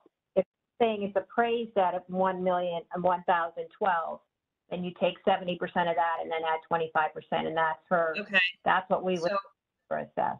okay, so 70% of 112 is 708.40, and then the penalty of 25% is another 253. So if I add those two together, is that the correct number for her? It's weird because normally we approve appraisals, but I guess for the personals, we approve the assessment. Doesn't Yeah, make Kathy, sense. do you remember? Did we just say plus penalty, or how have we been doing them in the past? Do we actually calculate the penalty? I can't remember. I don't I mean, remember they the did in the- math you did. I don't remember. Yeah. And I Well, think we worded it. Why don't we just agree to, if we all agree, why don't we propose that we reduce it to what she says it is, and then have the assessor come up with a number, and we'll just decide, we can just look at it. I mean, we don't have a choice. We can't we can't remove the penalty. They have to tack the 25% on. So if we give her what she's asking for, the assessor can work out the actual amount, and then we have to say, okay. and then I'll have to come back yet again. Okay, Come back with that, no, it should only All right. take, okay. It looks like it should be around 961, but all right, I will take this back once again. All right, I think if we vote that we agree to it, then maybe we can just amend the minutes when we approve the minutes. We'll just, you know, we'll change the wording to what we want the minutes to be. And I think that might be an easier way. so then I than- just share it with the board in an email and not make it part of the deliberations. yep, we can do that. Okay. Me- So, Yeah, I mean, technically, if it gets put draft one way, we have to figure it out. If we can figure it out within 7 days, then Kathy can post them as, you know, draft minutes Okay. with the correct word. Yeah. so Kathy, then I'm requesting that we make a vote that we agree to adjust the town's personal value appraisal from 4,000 down to 1,012. And we allow the town to adjust the penalty and the assessment based on that number. Okay. Okay. And I will let everyone know what that is. All in favor of Yeah. the appeal, as Carol described, to the requested value, please raise your hand. Unanimous to approve it. Okay, great. Motion passes as requested by unanimous vote. Carol, I think you have a couple more. Did you do 41? 59 is 100 Meadow Ridge. Okay, what about 41? Did you do 41? 41 is 40 Meadow Ridge, which, well, Helene, we wanted to do those together. Okay, Yours, Helene? I don't know what number yours is. Mine is 62 Meadow Ridge. What's the Okay. appeal? 8? And the appeal number is 81. 81. Okay. All right. So we're doing appeal number 81 and appeal number And 41. And Appeal number 41. The issue is the same. Both neighbors are contesting their land, requiring an additional reduction down because a third of their property, well, I don't want to speak on your behalf. I haven't looked at yours, but they both are asking for a $150,000 reduction. A third of their property is, at least my guys, is designated conservation, what do you call it? A conservation easement.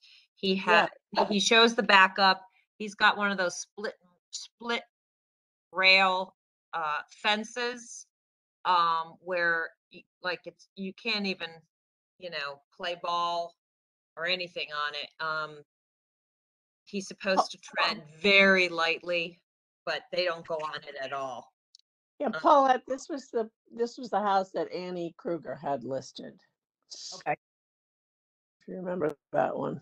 Yeah, this particular gentleman, his town value is $2,628,500, and he's asking to go down to $2,400,000. He bought it and built on it. He's the builder. He provided, I'm sorry. I'm looking at the wrong one as I'm saying it. I'm looking at I was gonna say that doesn't make sense with what I'm looking at. Okay. Yeah. I'm sorry. I started to do, let me switch the appeals.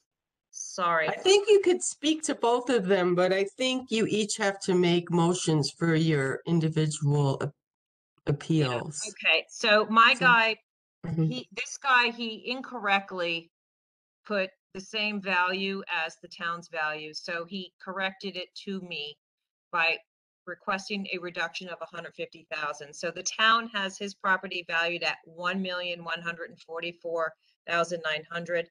He requested 150,000 lower after we met. So that comes to a value of 994,900. And it's called a stewardship easement. That's the correct term. And, I guess he just argues that his neighbor's land across the street has the same acre and a full use of his land, and his full use, meaning no easement whatsoever, and his land is appraised at the same. So Did he put comps? Does he have any sales comps to support a 994 value? No. And he does have an adjustment on the card, right? The card has an adjustment. It says conservation easement with a 0.9. So the town is recognized. So Right. I consider a conservation easement on a third of your property. I mean, I tend to think of it just like wetlands. Can't go on it. It's got a split rail fence on it. It can't even, it's similar. So, one could argue, I started to do that math where if I go down to, 15% versus 10, versus 10%. But that's just, one way of doing it. What was your opinion on it, Helene? Since I think we should talk together about these. Yeah, I'm just, let me get back to, so he said, no, that's yours. I'm trying to get to mine. Hold on one second. 81. His comps are that his neighbors across the street, his land is valued at 690 and his is at 684. So, he says it's $6,000 difference for the same acre. where one has Yeah. full use and one only has, He mentioned Southport Place, and they pay, he said we pay the same Terrace. You mean- taxes and they have full use of their property. Right. So I think they both, are friends. So they both spoke about their frustration similarly and decided to come forward with their appeals. Right. This is Paulette. I have to say about that. I spoke to Ross about this today with valuing and, how much of a discount do you give and blah, blah, blah. And his answer was that it's based on the individual properties, of course. You have to look at the whole property. Case, you're saying that 1/3 of the property is a conservation easement. That is actually worse than wetlands, because with the wetland, okay, there's a buffer, and you can usually, if you get your things in order, you might be granted the ability to do something in that buffer.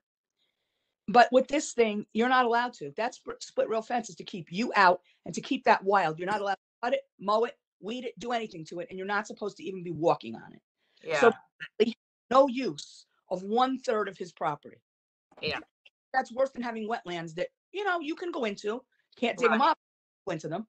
So So, people do all sorts of things on their wetlands. No, I and- know. but the other thing is, what I don't know is, and maybe you do, with that kind of an easement, it's not really since it's not wetlands, and then with wetlands, there's a buffer. Is there a buffer to this too, or is it just where that fence is? Do we know? Buffer meaning with shrubs of some kind? No, what I mean is okay, he's not allowed to go into that area beyond that fence. Okay, that's completely off limits. Oh, Not usable. You'll never get a variance. Okay, no, can't use it. Then in front of that fence, is there an area where you have to keep away from it? That's okay. Okay, he Check did that. mention that. I think it's the other way around, Paulette, that the fence is your visual demarcation. right. And the actual thing goes somewhat beyond the fence, Correct. past the fence, but you have to put the fence as your delineation for, that's your setback. You can't go anywhere near that. So it's not towards the house more. The fence is where he can be or can't be. Okay. So basically, based on what Ross was saying, now we have somebody with the loss of 1/3 of their property. Right. So he has an acre, right? Is it an acre? It's call it an acre. It's 1.09. Yeah, I think it's an So- acre. So he's basically got 0.66, let's say, of use of his property, of land value, of land to use. So I would say, in my opinion, that 10% or 5% discount that's on the card is not even Yeah, nearly. it's not enough, right? That's right. So again, I think that Ross's comment is it's kind of subjective. I mean, if he says things like it's on an individual basis, it is subjective. I get that. Yep. But like I said, I would treat it like horrible wetlands of a third of an acre. So 90 is not enough. It's not. So what? I think he still provides sales data, because somebody can have a gorgeous property and have wetlands on it, or they could have, whatever, but they have to prove before you start to adjust individual things on the card, you have to look at the value of the property as a whole. So you have to say, what would this property sell for? And then if you see there's reasons why it's not selling or it's going to sell lower, then you go and make adjustments in certain areas on the card. You reduce for traffic because you say, oh yeah, that's one of the reasons why this wouldn't sell at that price. But he's not providing us any sales data. He's just saying, we get this pretty frequently, but people are like, I want the wetlands on my card. Well, but you can put that on anybody's card, but they're used when it affects the sale, when it has to do with the market value of the property. Then you go and take a look at what's wrong, what's wrong with the property, not the other way around. You don't say what's wrong and then you adjust the card. So in this I don't know. See, if he I've didn't been talk using a about different sales, method. I don't consider this a sales Yeah, sale issue. I think this that's is not saying going my to- taxes are too high. It's I a think land it's issue. more of a condition factor on the property. How is they don't have I to. mean, we did this with the farmland lady. She didn't have any sales. Her neighbor had this. how is he going to find it? He can't go out and figure out what properties have this exact issue. This is not conservation. This is not wetlands. This is easement with a completely different feature that you're not allowed on it at all. So how is he can't no comps. He cannot go out and find them. It would take a lifetime to Yes. figure. A similar property, and then he can adjust it down because of the wetlands. He could say, well, this is a house just like my house, and it's on an acre, and it's sold for, $2,000,001. But because of my wetlands, I won't get $2,000,001. I'll only get $1,000,009, or I'll only get $2 million. But to say that you just randomly give people wetlands reductions without seeing how it affects the market value of It's the not house. That's what I'm random. saying. He's the one that came forward. If someone else came forward, then we would be well, there actually is Helene's. I mean, we can only, Well, I mean, Yeah. he did have his house on the market during the valuation period, and it didn't sell. It was on for Okay, $1 million. that's a good comp. That's showing that it's not selling and that it's too high. So then you say, okay, why didn't it sell? Is it because it's an awkward shaped lot? Was it the conservation easement? And then you go and adjust the card to, the assessor goes and adjusts the card for the reasons why it should go down. But a third of the properties in town, right, have wetlands or wetland setbacks in Fairfield. Like everybody would be here. I want a wetlands reduction on my card. but then or they a wetland should. setback. You should have it. I can't No. speak for people that I- haven't come forward. Right. And this, Everybody has But they, wetlands should have yeah, we'll reduction. look at market value first. So if Helene if this one of these houses has a sale on it, or it sat on the market at some price and he can prove that his house isn't going to sell at that price, then we can reduce it, and we can decide, or the assessor will decide, yeah, it's probably because he's got this huge easement on his property, and then then the assessor can adjust for the wetlands, but we can't. Yeah, it can't do it in the reverse, because then you could be putting people way below their market value, and that's not appropriate, right? We need to figure out what their house would sell for October 1, 2020. That's what we're trying to do. You really can't do it in reverse. I'm not sure how else to say that, except. Well, I'm comfortable saying doing it the way I'm doing it, which is to come up with another number. Okay. So let me ask this then, just so I'm clear on what we're saying.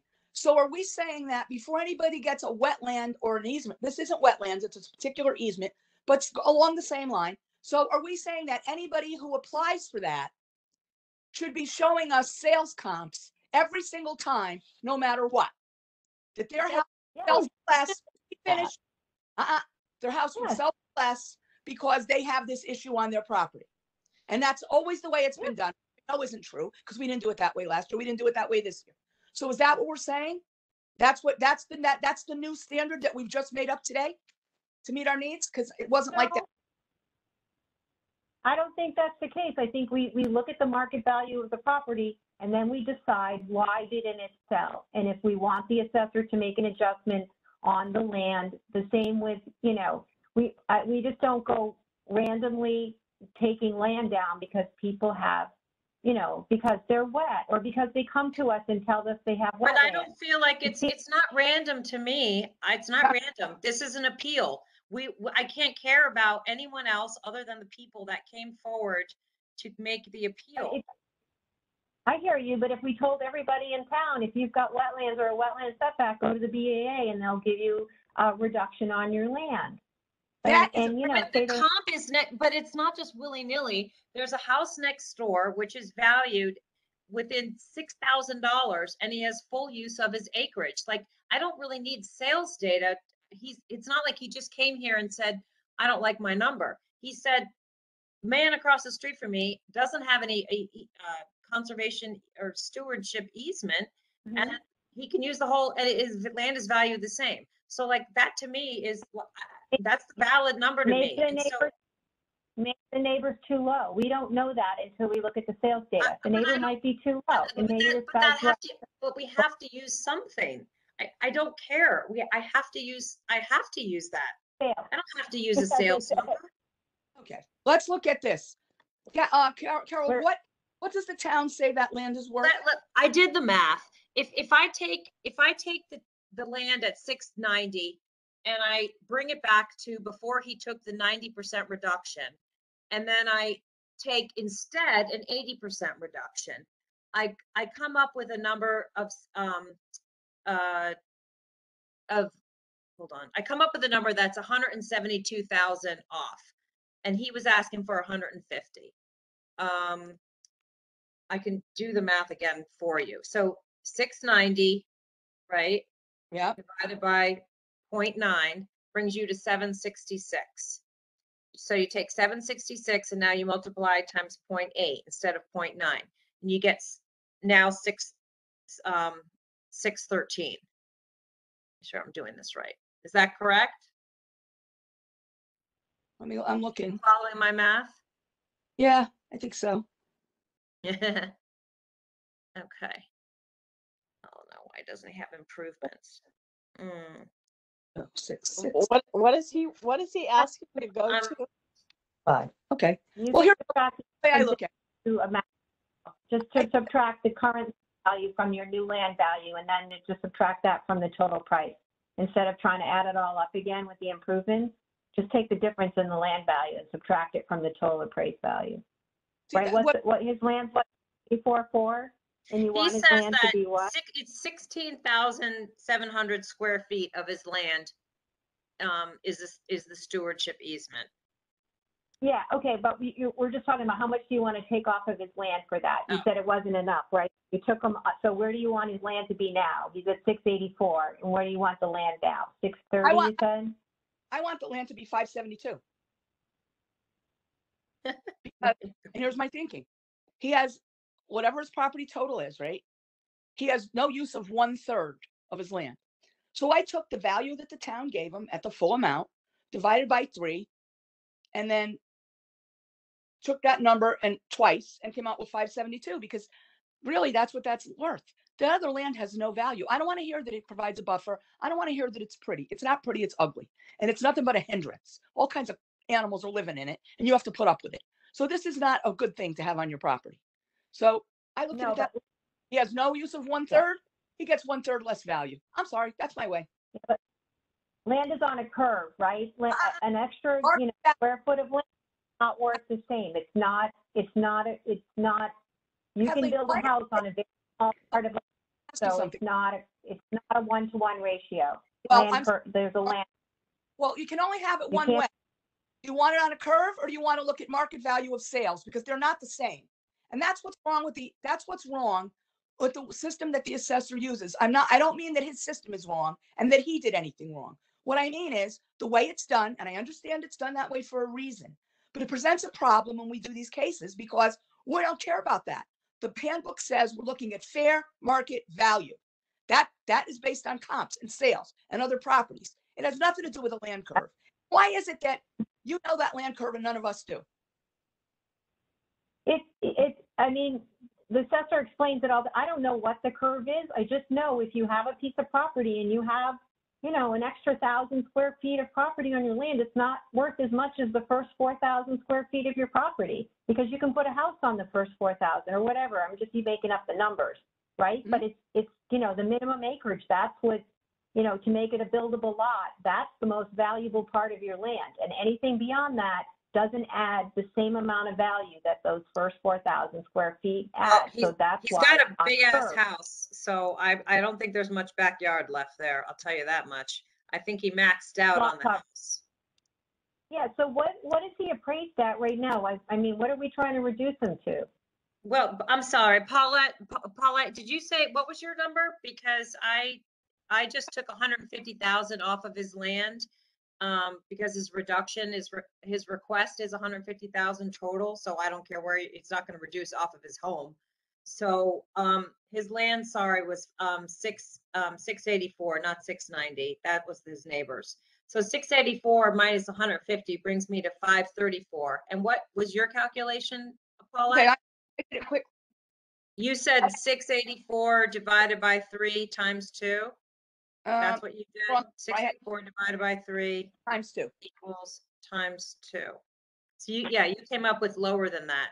So, I mean, again, we skin cats differently, but I came up with less, so I'm good with what he's asking for because right, that's what I'm saying. I'm Okay. good with $150,000 reduction But I wanted to hear from Helene. Well, I mean, yeah, so I'm just following all along and agreeing with you that my subject property at 62 Meadow Ridge is exactly the same. It's a third of that property is unusable.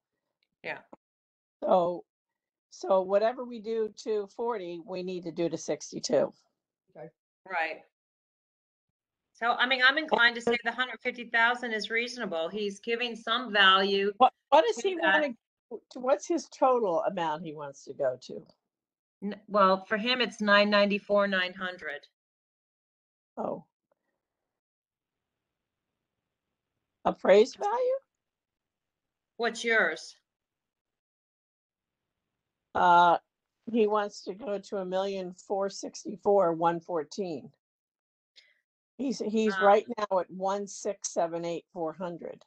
Interesting. Okay, this guy's at 1,144,900. That's his current? That's what my card says. Appraised or the assessed? Wait a minute. You're Hold at on. 40? Yeah, the appraised. No, your appraised value is 1,605,300. What? I'm looking at first of all, I'm looking at the Board of Assessment Appeals data. Hard to me. And then I'm looking at vision appraisal. Total appraised parcel is 1,144,900. Are those not updated yet? You're on vision? No, that's 40 Meadow on 1/25/2022. That's the new card, right? Yep. Why am I tilting my head when I can just turn the? Luck with that. Sorry, I'm being stupid. Yeah. Okay, so we have quite a. Okay, well that's interesting that we have. Where Quite are you seeing that? I'm sorry, I lost it. Where are you seeing that? On his backup material? On page 3 of his PDF. Turn it.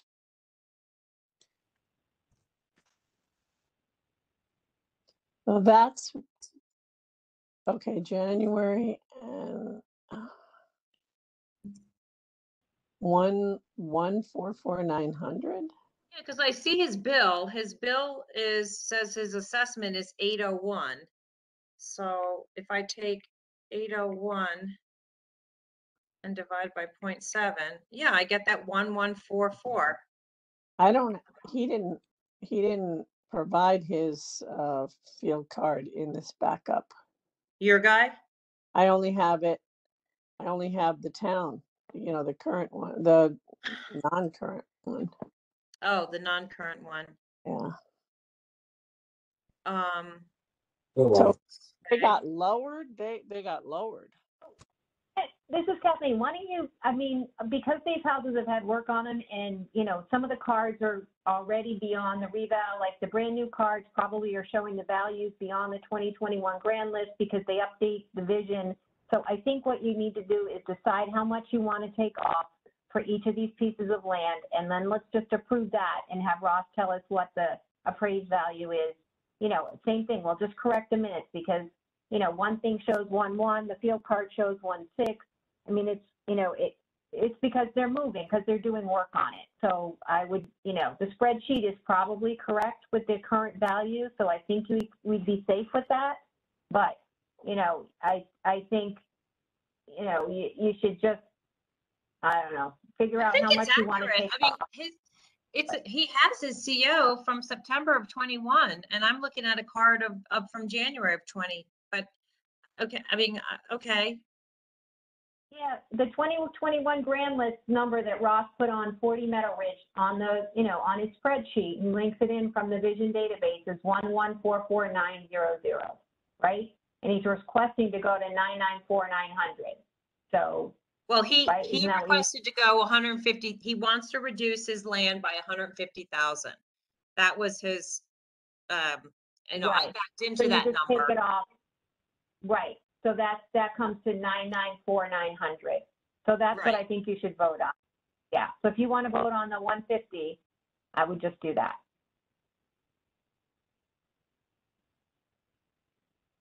funny. Do another I- voting. We're I've voting. got completely different numbers for my guy because he was using the old field card. Okay, well, then we'll separate yours, Helene, for now. We'll finish up this one.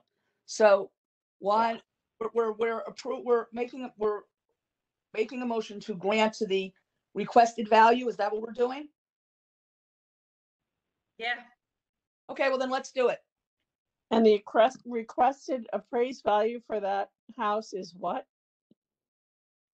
994,900. not the house, the property, the whole parcel is 994,900. What's the land? No, the whole No, property. All right, so we're saying we What- want that number. Total appraised amount. is 1144900 I'm sorry. as of the, Is this One Broadway. confusing to you because it's low compared to yours? Yes.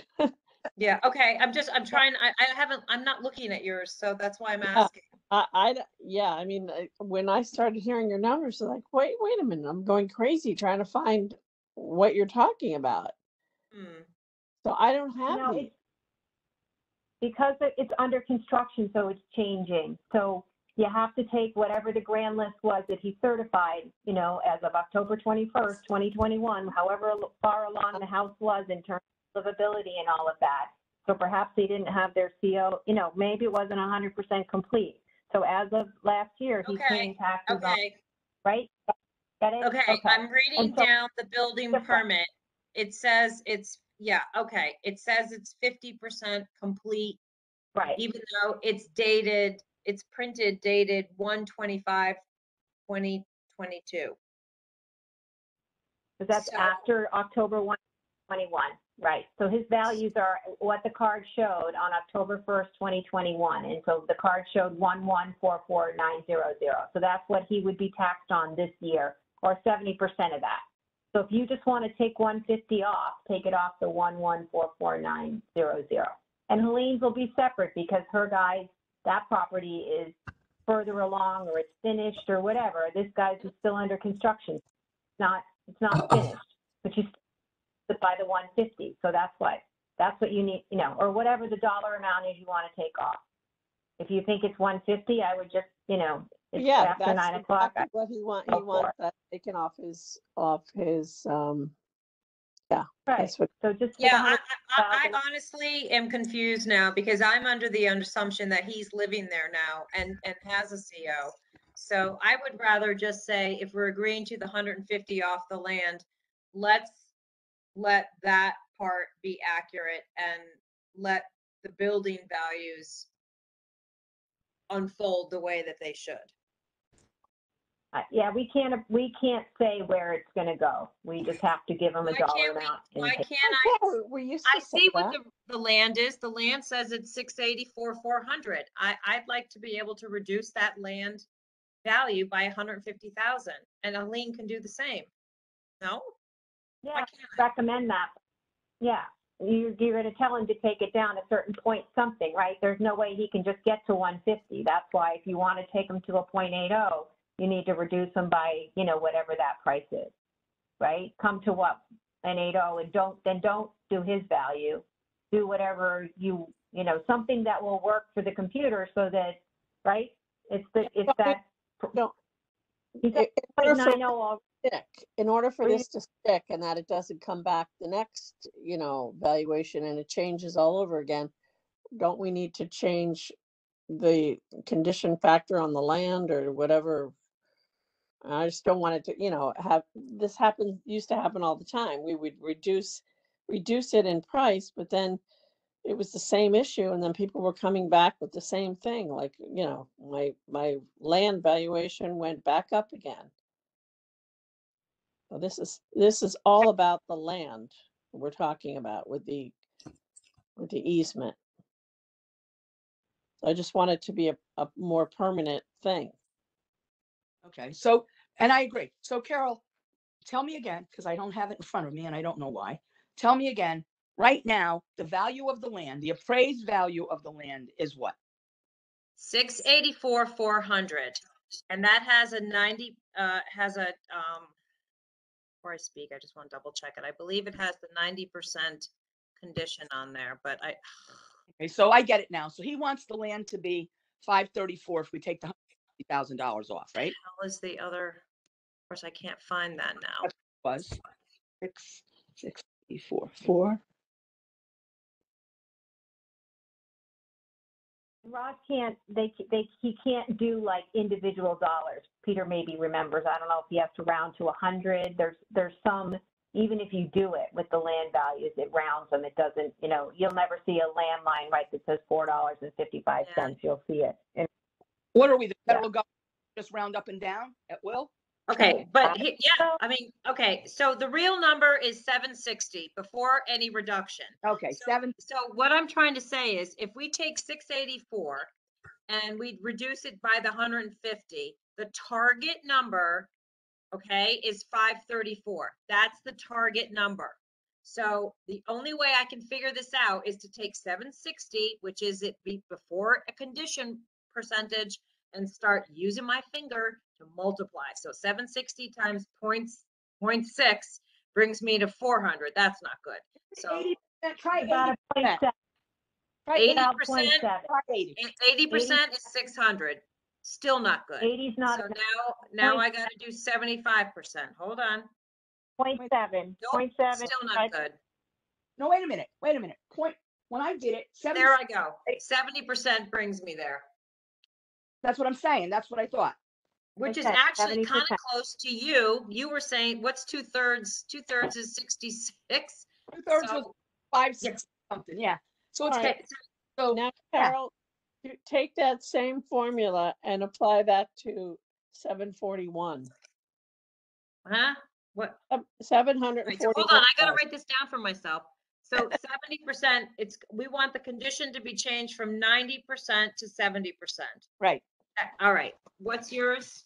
741,000 741,000 is his current is his current appraised appraised land value. with Yes. the 90% on there? Let me look. Well, provided this. Probably. I'm gonna Oh, assume you know yes. what? This is from March 2021. It- This I'm field, gonna assume the 90% is in there while I'm doing the math. Can you confirm that? All right. Yes, yeah, I So think that's he has a point. He has a So point that's 9 as well. so before we put a condition discount, that land is valued at 823. So 823 times 0.70% brings your new land value to 576. And okay. I just want to do the math. So his number originally was what? 741? Yes. 741 minus 150,000 is 591. So Right. his reduction is slightly more at 70%. But if we do 70% for one, right, we need to do 70% for the other. Correct. If they Be both consistent. Right. All right, so he's gonna get a couple $1,000 more. okay. Does that make sense? Okay. So what are we proposing now? Let's vote. I'm proposing that for mine and my appeal number 41 and Helene's appeal number 81. 81, that we reduce these parcels of land by changing the condition from 90% down to 70%. Stop, Take one it- stop. They're Huh? different. So I think we need to do them separately because we're going to tell them what number we want it reduced to. And we can't do that because Helene's is a different number. So you need to do them individually. Oh, I thought we weren't telling him a number. I thought we were telling him have- a percentage. Well, we have a number. Why can't we just tell them the number now? We'll tell them both. We'll do it separately. Separately, give the number and then he can come to that number.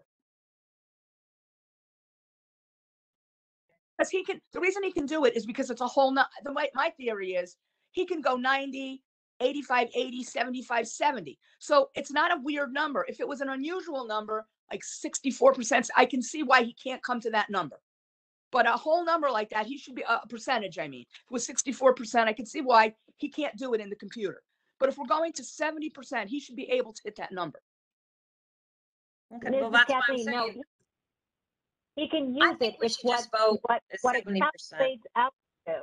When I'm 70% is up at an odd number, when it ends up in like $45, you know, or some cents or something, you don't ever see it that way. So it's not that he can't do the 0.7. That is the round number. It's what happens when you do the math with that number, and the result ends in and not in something that's in the hundred, right? Doesn't end in 00. If you're doing your math, coming out, you know, someplace else, 444, 45 or something.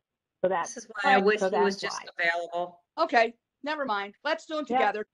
70%. Let's get over with it. Get But it yeah, over. let's just say 70%. Trust me, I'm gonna follow up on it, okay? Okay, let's just say. I think that's a good idea. We'll go ahead and vote. And I'm I'd not like to for vote it, on a but reduction to 70% from 90% on the condition of appeal number 41, property address 40 Meadow Ridge. Can someone second that, please?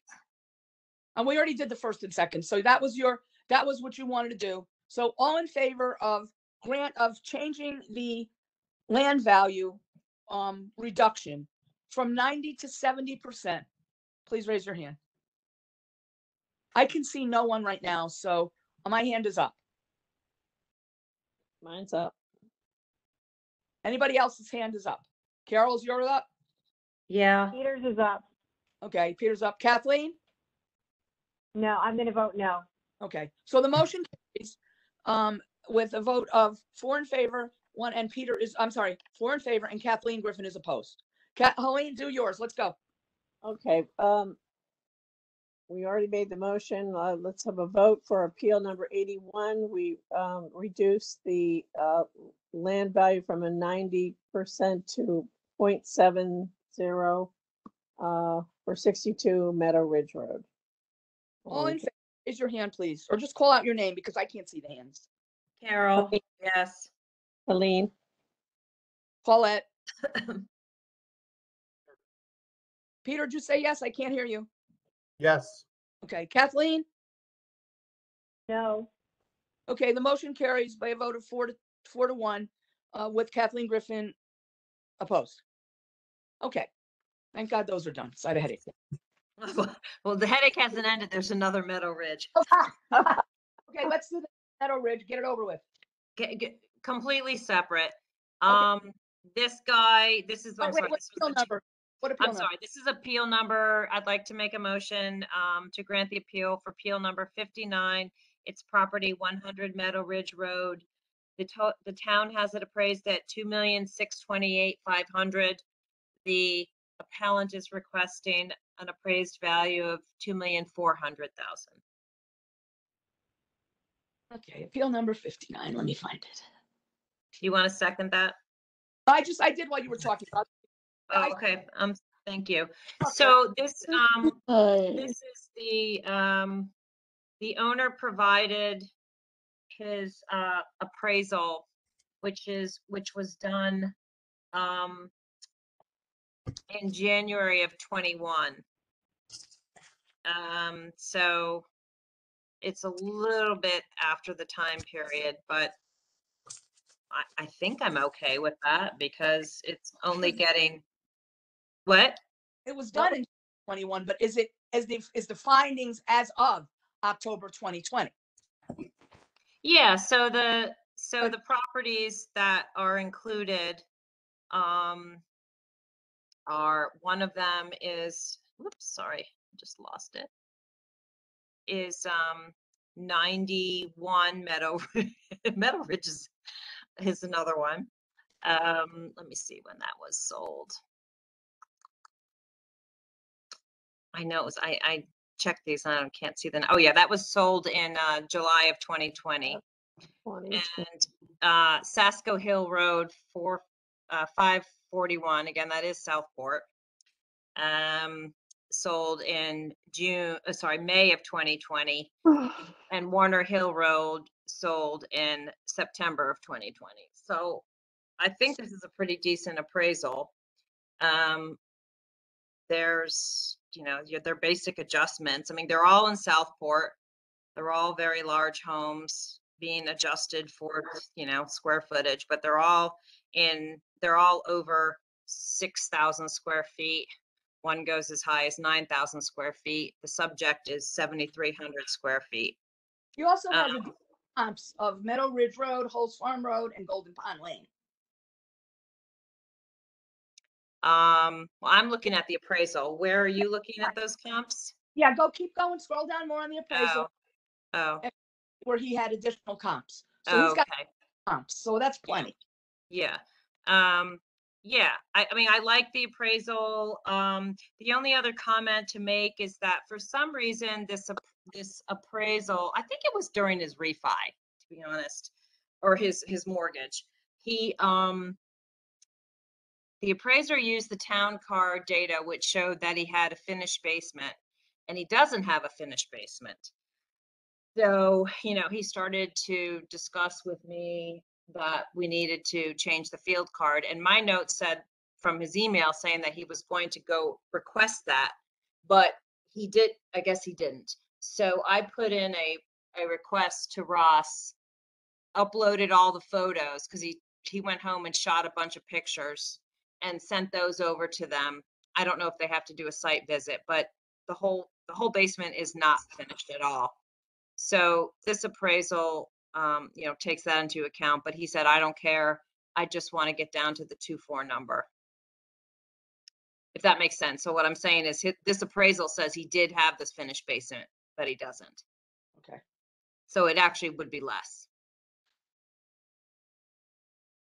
But as we know, basements being lower level really aren't given a whole lot of weight. So, His I comps feel on comfortable Meadow with Ridge- this number. Sorry. So the comps on Meadow Ridge, tell me again, what number did he use? 133? That's 5,800 square feet, right? And it's sold for $2,923,2020. Is that the one I'm looking at? Well, And then there's another one, 91 Meadow Ridge, sold 6,800 square feet, sold for $2,270,000 in September of 2020. he used 91 Meadow Ridge. The That's all for appraiser used 2 million. 91 Meadow Ridge, and it was 6,800 square feet. The Right. subject is 7,300, but it doesn't matter. There's an adjustment for it. This guy adjusted not only for the square footage of $52,000, but he also adjusted another $40,000 for the bedroom, the room count. So that's almost $100,000 worth of adjustment there. So adjusted is 2.3, right? When the final adjustments on the big one, because the 133 is in there as well, but the 91 Meadow Ridge adjusted to $2,050,000. That's comparable wants to number one. Yeah, I don't and understand your question, Kathleen. I'm sorry. That's What are okay. you I was looking at he's got the 2 comps. I want to see because some of these Sasko Hill's okay, but when you have 2 sales on the same street, it's, I would just look at this appraisal and look and see what he did with the 2 comps.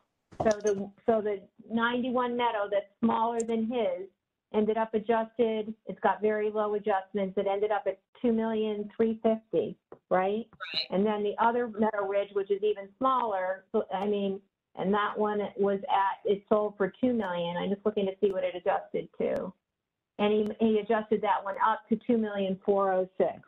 So he's got 2 comps, right on the street that adjust to 2.3, 2.4. He's at 2.6 and he wants to go to 2.4. Is that right? That's Is that where right. he wants to go? Yep. Yeah, I think that makes sense to me. So I'm ready to vote on that one. Any other discussion? Okay, let's vote. All those in favor of granting the appeal as requested by the appellant, please speak your name because I can't see any hands. Helene, Carol. What?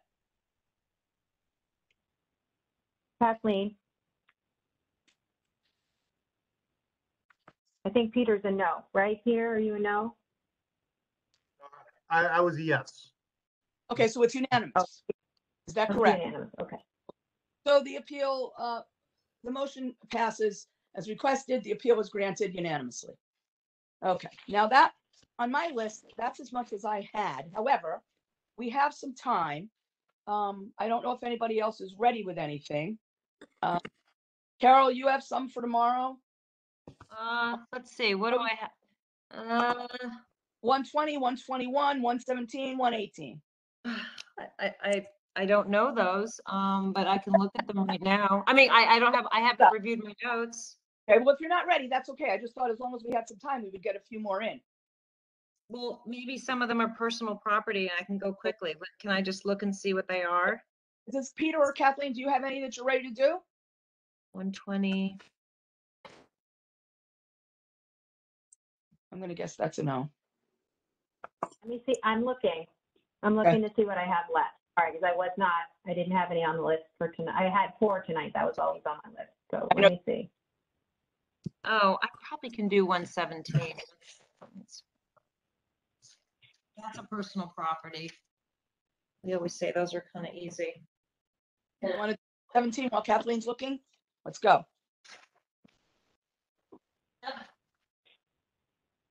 Okay. Yeah, let me pull it up. So this is sorry, I gotta open it. I don't know where my stuff is. I'll just have to open up on the file. Okay.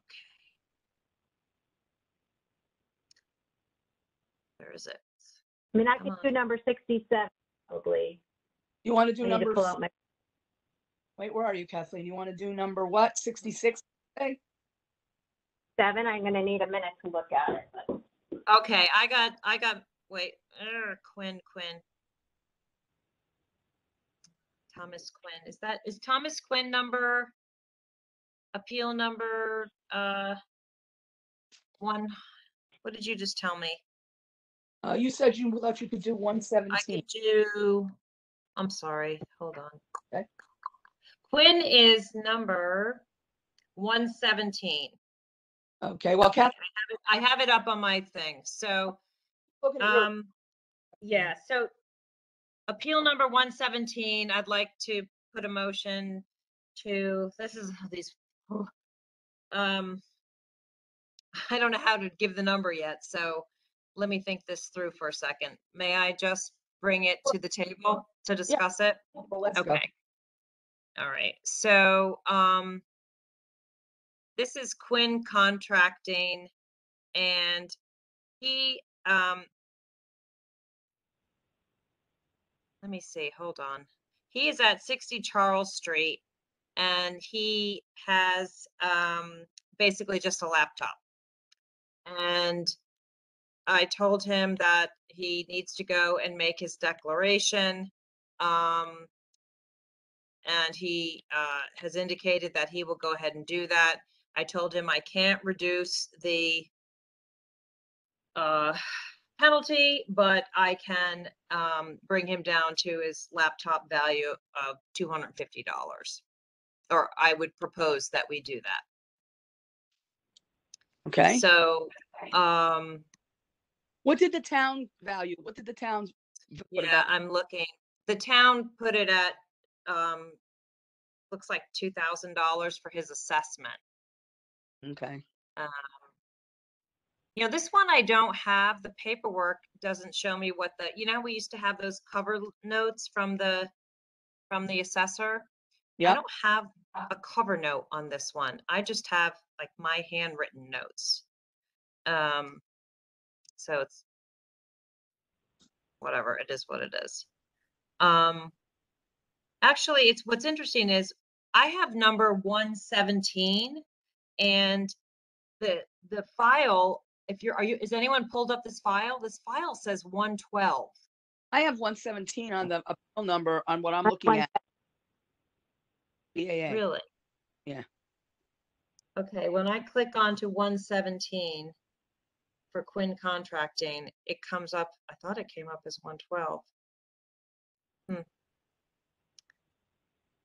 Okay, now it's 117. That was really weird. Okay, so basically he told me he's going to file it for $250. All he has is a laptop. He hasn't been at that location in many years. I told him he needs to correct that to bring the address to Charles Street. And he agreed. He's a contractor. He said he's a GC, but he subs everything out. So he owns nothing. He That's what his claim was. He owns no equipment whatsoever. He's like semi-retired. So he uses his laptop and that was it. The problem is I don't really have any data on what the penalty is. There's nothing uploaded on here, correct? Because you don't have anything either. So my notes say that it was a $2,000 assessment. So if he's at, I mean, it sounds crazy, but if he's at 250, wouldn't I take the assessed value of 250 as his appraised value times 0.7? So his assessment should be $175, and then I add the penalty. If we do the math the same we did the other one, the penalty is 25% means his assessed penalty is $43.75. So when I add those two together, if you guys will just bear with me, 75. So his total assessment in my math should be $218.75. That includes his penalty and his laptop value. Did I do that right? 218.75, is that what you came up with? Yes. That's what I came up with the same number. You're saying the appraised value of his laptop is 250, right? Correct. Okay, and that's Correct. all he has is a laptop.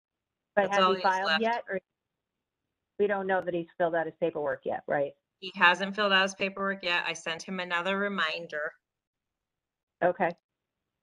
So. All right. So that way, if you want to, so I guess that's his requested value, right? It's 218.75. It's 175 plus the penalty. Okay, assessed. Right. So that would bring the assessed value to 2. So I guess I'd like to make the motion that he is granted his appeal. He has no value on there, so I'm putting it in there as 218.75 as his total assessment.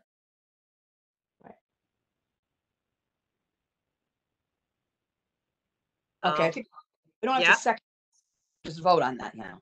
Okay. Yeah, you round up to 219. I don't think we can do the. Yep. All in favor of granting to the value that we had discussed of, what is it, 219? It's an assessed value of 219, which includes his penalty. Which includes the penalty. Yes. Please state your name. Carol. Paulette. Helene. That's a yes, Peter? Yes. Kathleen? No, I'm going to vote no. If he didn't submit his paperwork, I'm going to vote no. All right, so the motion passes with his vote of 4-1. Kathleen Griffin opposed. All right, so that's done. Kathleen, did you find when you can do or no? I think I did. Yeah, what's today? The 22nd? Yes. Give me 1 second. Sure. Let's see. It is appeal number 67. I'll read it into the record. Appeal number 67. The property address is 289 Knapp Highway. The owners of the property are Dana Finkel and Noah Gordon. Both of the people, both Dana and Noah, were there for the appeal. The town has the property valued at $418,700, and they're requesting a value of $360,000. So, like I said, let me look at the backup. I feel bad that I did that without looking at the backup first. Sorry. What was that appeal number? I think. Yeah, it's 67. So one. Okay. it looks like they gave a chart on like page 4. Right. It looks Yeah, like it's their little comps. So there's the story. So they purchased it in September of 2020 for $450,000. So they purchased it in the reval period for $450,000. They said it was in a bidding war. It was on the market for $399. I believe they offered for $30,000, they said, and then their broker told them to go up to $450,000. So they paid $450,000 for it. They presented a list of similar or better properties that sold in the reval period with sale amounts and the town appraised amounts. said their property is appraised higher than the others, that all the other sales are significantly higher than their appraised. So in other words, they were looking at, you know, the comparison between sale price and appraised price, not necessarily comparing it to their own property. Did I explain that right? They were looking at the ratio between appraised and Yeah. sales, right? I mean, this is a So, right. good chart. It is. Yeah, I wish but we they're had just this on looking. everything. Yeah, but it's not. They're not using them as comps for themselves. They were more looking to see how the sale price related to the appraised price, if that makes sense. Yeah. Mhm. That's what they were. They And said. They want to go to? They said Cardinal is the most. Is the best comp for them. They felt at 132 Cardinal Street. They're kind of across from Ward. They're on the the far end of Naps Highway. They have a mortgage appraisal that matches the sale price, but they didn't provide that because I asked if they had that, but they said it matches the sale price at $450.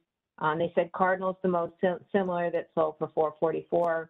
Said they're on a busy corner. Let's see.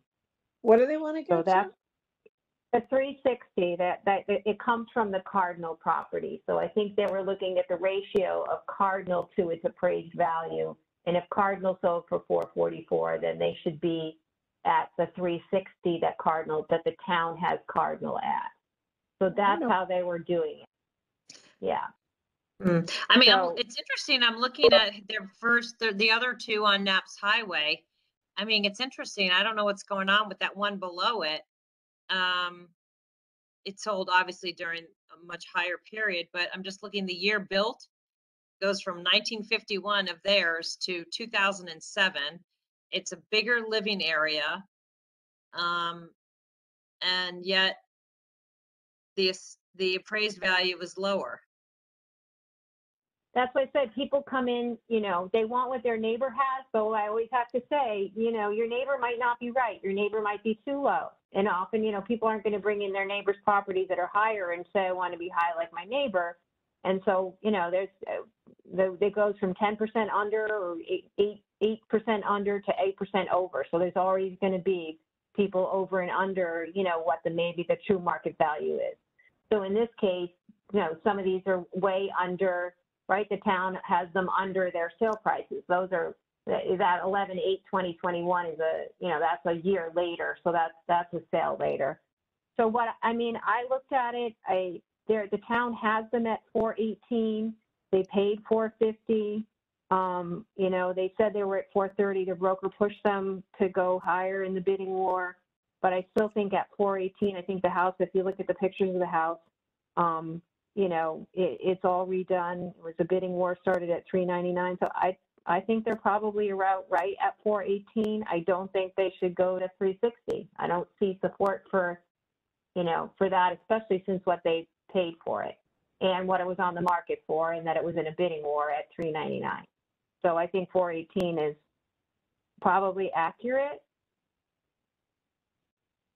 And they paid $450.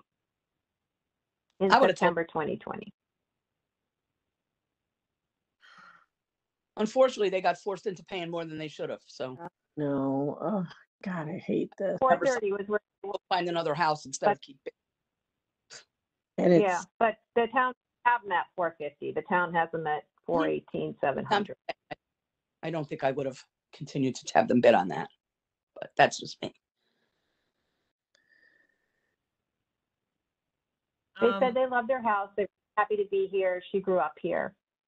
Again, they were looking at, how their neighbors' appraised values compared to sale prices. That was really there. And they've got some 2022 sales in there as well. So as we know, the appraised value stays stable as of October 1, 2020, but the sales continue to rise. So if you look at their charts, the 2022s, you definitely want to kick out even the late 2021s. Really, the only, sales in there is the Cardinal at $444. And if that's similar to their house and sold for $444 and they're at $418, then they're probably right. Just happens to be Cardinal's got a nice low assessment at $359 if they sold for $444. So I think Cardinal's probably under assessed. But I mean, look at 331 Naps Highway, built in 2007, and that price was 560, and No, their can't value believe. 97.4. I know. I can't believe that went for that much. Yeah, God, I know. People are nuts. But I mean, it's lower than the subject property. And then I'm just gonna look it up. What's the number? If I can put it into what's the number? 331 Naps over 60. it just seems that 331. appraisal seems really high to me. Well, because he was pressured to make it appraise out. Right. Um, I know, but I'm saying, like, in so wait a minute. No, 20 that's 560. I'm sorry. Okay, I'm looking at 560 naps. Very pretty.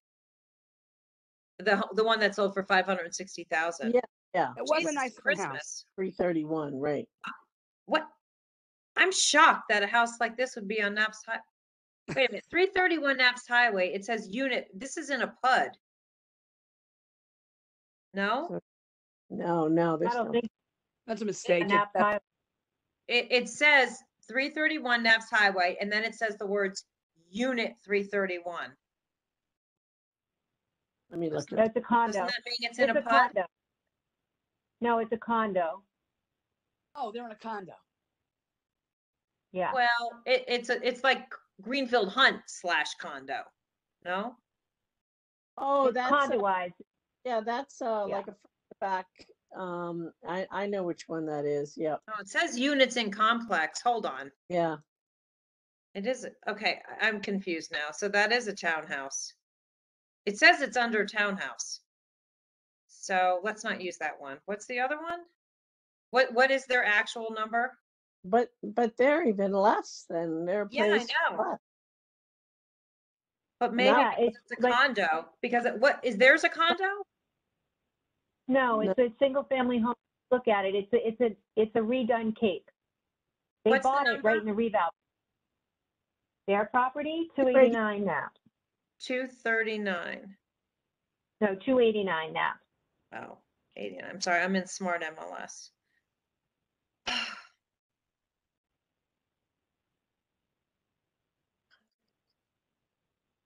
Okay, so it was flipped? It's like a flip. Let me look at the property history. Last time it sold was in 2006 and it expired. That's interesting. So it must have sold to a builder who did something to it. Unless the owners flipped it. Maybe the owners did all the work and flipped it.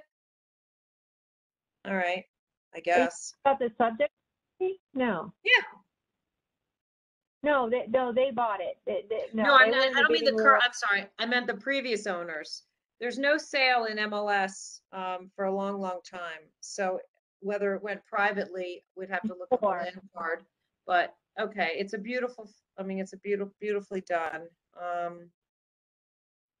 I mean, he priced it so that it would go higher than No, 399. Carol, it's showing on MLS for 450 on September 2020. Right, and I'm saying that I Okay. wanted to see if it was flipped, meaning I wanted Oh. to see if there was another sale. When I went into the property history, I can't see any sold. Looks like. Okay, the guys, owners- are we, I mean, do you guys, I don't know what you want to do with this. I didn't think they made their case in terms of, again, talking about my neighbor, how low my neighbor's appraised value is compared to their sale value. And they bought it right in September 2020. Even if they overpaid at 450, the town has them at 418. They're not at 450. So I don't see support for the 360 number. And they're saying it's because Cardinal's at 360, they want to be at 360.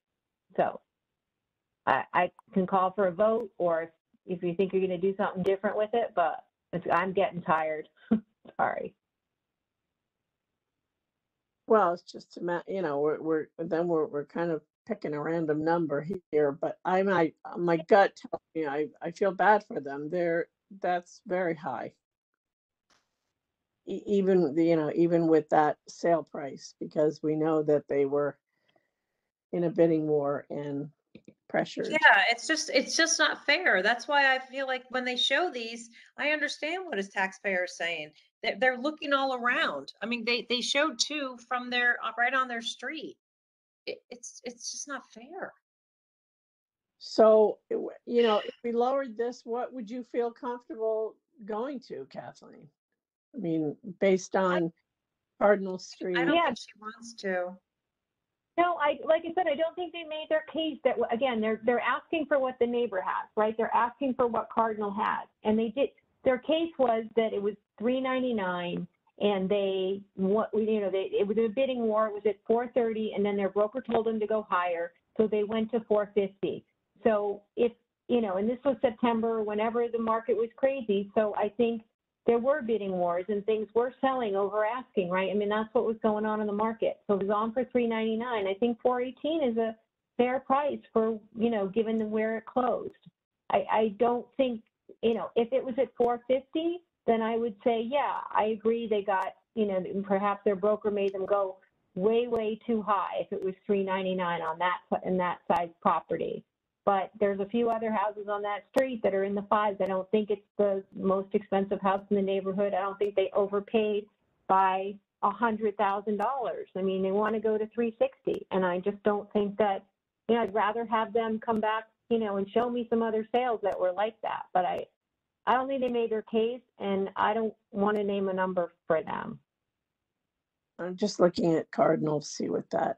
They bought valuation period on the market. It was on the market.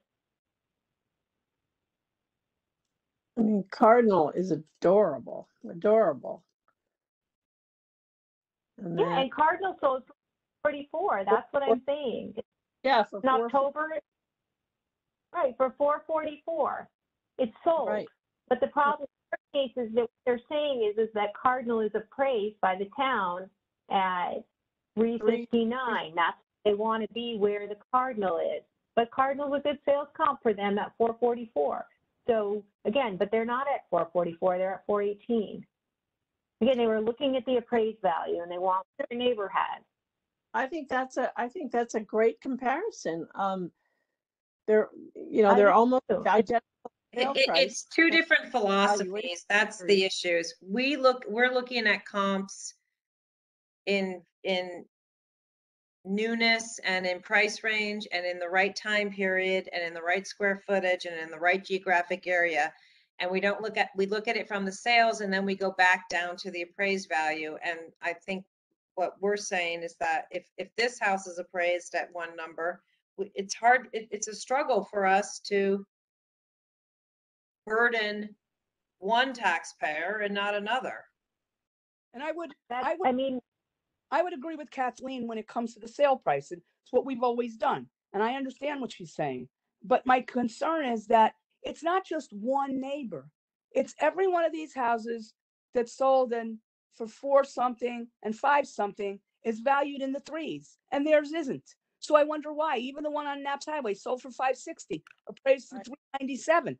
There seems to be something wrong with their appraisal. If it were one house, I'd say forget it, even 2. But it's every single one of these comps, and that's where I'm stuck. Right, and I think Cardinal is a great comp.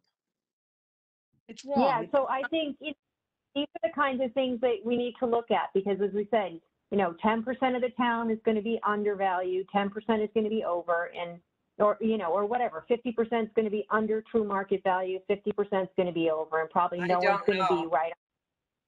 I don't know. So I don't know. I don't know that. All I know is what they've shown me. I have to. No, well, I mean, you talk about if you look at Mike Fazio's presentation about how they certify the sales and the curves and how they come up with their numbers. And I mean, I think it's really interesting, but that's what they have to certify, what the curve looks like, right? And where so many percentages the sales have to fit with the curve that they're using to predict all the others because it's mass appraisal. So it's never going to be perfect. And we're here to fix the ones who are aggrieved. We're not here to fix the ones who have And then, You know, we fix that. We fix the good deals next time by doing better appraisal. How does that- You know, doing. No, I feel like we are here to fix the aggrieved. I mean, that's, and also I the agree with. property is on a very busy street, right near the high school. And, you know, Cardinal and Warsaw, I mean, those are non-busy streets. Those are, you know, much quieter. And I feel like this property is being unfairly appraised. The other thing I question is in the big picture, I question like the land value. Now they have the right to do it and it got certified. I get it. But how does that play into the rest of everything else? Why was that the curve they used and they didn't use a different one that might have been more favorable to the taxpayer? Is it because the process is we do a budget and then they're told they know what we have to get, and so they adjust everything so that we get enough money? Because I think that's how it goes. In my little head, it tells me that has something to do with it. And if that's the case, it's wrong in my mind. Do you No, have evidence of that, that's- Paulette? You have evidence of that? Put it out there. If you have it, don't bring up things that don't apply here, please. You know what? Everybody that's brings up things that's that don't nonsense. apply here. That's I don't care. nonsense. I don't care. Then get the evidence. Show the evidence, right? Okay, we you have show someone me. paid I'll tell you what. I'll $450. show you the. You know what I know, Paulette? None of you realtors who are now claiming that this house is only worth $369 stepped up and said, "Hey, don't pay $450." You were willing to sell it to them. I wasn't willing to sell it, and it wasn't my client. I have nothing to do with that. Okay. I would have said, walk away. That's just me. I wasn't the realtor. I can't help what that Well, idiot did. What do you want from me? okay. She made a Well, mistake. But the point is this. okay. I'd be happy to show you evidence. I'd like the town to show me the evidence of how they arrive at that curve. They never really they tell you they have a curve, but I want to know what goes into the curve. And then I'll decide whether or not I think, okay, well, you know what? There's right. evidence that went up to the state that had to be certified by the state. Well, Take a that's look fine. at it. The state certifies the work. They don't certify the fact that the town wanted X number of dollars and this is how we have to get it. Because if you don't think that we're getting that money that they need, because we always have enough and more to give, if we don't have that money to give, then how are they going to run the town? Again, where's your evidence? You're just spouting here. Just like everybody else, just makes up stuff as they go along. I'm questioning it. I'm not saying I'm questioning. I don't have evidence. My question is, does that play into it? I have the right to ask the question. No, I don't think this is Kathleen. It can't. They're not, the statutes are very clear about how property is assessed, and that's one of the things. We have nothing to do with what people pay in taxes. We only pay attention to what their properties are appraised at. What people pay in taxes is the Board of Finance, the RTM, and the Board of Selectmen, and that's where they approve the budget. The budget affects the mill rate, and that affects the taxes. But assessments are totally different. It's market value. If the town's budget was in half, people would be paying less taxes. So it's not about how much money the town needs. It's about our only job is figuring out the market value of the property. That's it. And all the other town bodies figure out how much we're going to spend and what the mill rate's going to be. But this isn't, we could raise the grand list. That just means the mill rate goes down, but everybody still pays the same amount. You know, you pay the same amount compared to your neighbor, assuming everybody is correct. We're trying to get, we're trying to get everybody at a good place. And that can't happen with mass appraisal. So we're here to find the ones that are aggrieved, and the ones that are under, that's unfortunate. And hopefully next time around, they can make, the curve even tighter. Maybe they could get it to 5%, which is great. We got lucky or whatever. We were praised for where we were at the 8 or 9, where the sales are off of the line. So, they passed what they had to pass for the state, and they did the best they could do with what they have with the data that we have. And so next time around, with better neighborhood, tighter, smaller areas of pockets of neighborhoods, hopefully we will aggrieve less people, and we won't have so many people who are under assessed. And that's the process of, making it better. I'm willing to say perhaps I was wrong. However, I don't understand. The reason I'm suspicious of it is because why did we change neighborhoods which affected the value of land if we didn't if something isn't adjusted and finagled to make it work? There's no reason to add those neighborhoods and then change values of money and put people in neighborhoods they don't belong. It affects the land value. So why did they do that? There's no reason to do it unless you're looking for money. That's all I'm saying. I can't understand Okay. why you do it if you're not looking for money. And they're not looking at fair market value because Right. they use algorithms and curves. That is not fair market value. They can't. It's a mass appraisal. They can't do it. I get it. But that doesn't mean that it's market value, that it's fair. And having one house Mhm. with a value much higher in assessment or appraisal than every other one, than 1, 2, 3, 4, 5, 6, 7, 8. We have almost 10 instances where they are way overvalued. I'm sorry, but it's just wrong. I know. And it bothers me that, don't forget, the average sale price in Fairfield, is, well, depends if you say medium or not, it's anywhere between 600,000 and 800,000, depending if it's medium or average. I mean, this is bottom of the barrel pricing in Fairfield, Oh, God. right? Yep. I think they made their case. Yeah, I don't know. I mean, we're an appeal board and these are aggrieved appellants, I and like, they've I done a like, better job than other people. I guess Yep. the way I look at it is you've shown me that 10 other properties are valued way less than yours, most of them in the same basic area, some on busy streets, some on quiet streets. So to me, something is wrong. And I realize there might be a 10% margin of error, but unfortunately, I don't think these people should have to bear the burden of that. Yeah, it ends up being about $1,200. Yeah. And to somebody in that neighborhood with that price Yeah. house, that's a lot of money. Yeah, it is. all right. Right. If there's no more discussion, if there is, keep going. But if there isn't, we should vote. Okay, I guess there's no more discussion. Kathleen, you were the one who brought it to the table. Yeah, I think that if nobody proposed anything different, it's on the table to be reduced to their requested value of $360. That's the motion on the table. So I guess, you want me to, I guess all those in favor, raise your hand of reducing to $360. Okay, well, I can't see anybody, so Yeah, Please I'm fine. I can sleep at night. please state your name if you agree. Carol, Carol, who was the other one? Helene, Kathleen, No. Peter? No. I'll vote to approve. So we have the motion is to reduce the price, the requested amount, by a vote of 3-2 with Peter and Kathleen abstaining. And I believe that was a tough one. And I understand Kathleen's point about making their case a certain way, but I can't overlook so many of these Yeah. 10 things. it becomes compelling. It just becomes compelling. I just can't overlook that. I'm sorry. I wish I could, but I can't. Okay, I think we're done. We're close to 10 o'clock. We start tomorrow again at 5. Trying to get as many as we can done so we can finish up on time. Anybody have anything else? I do have one question.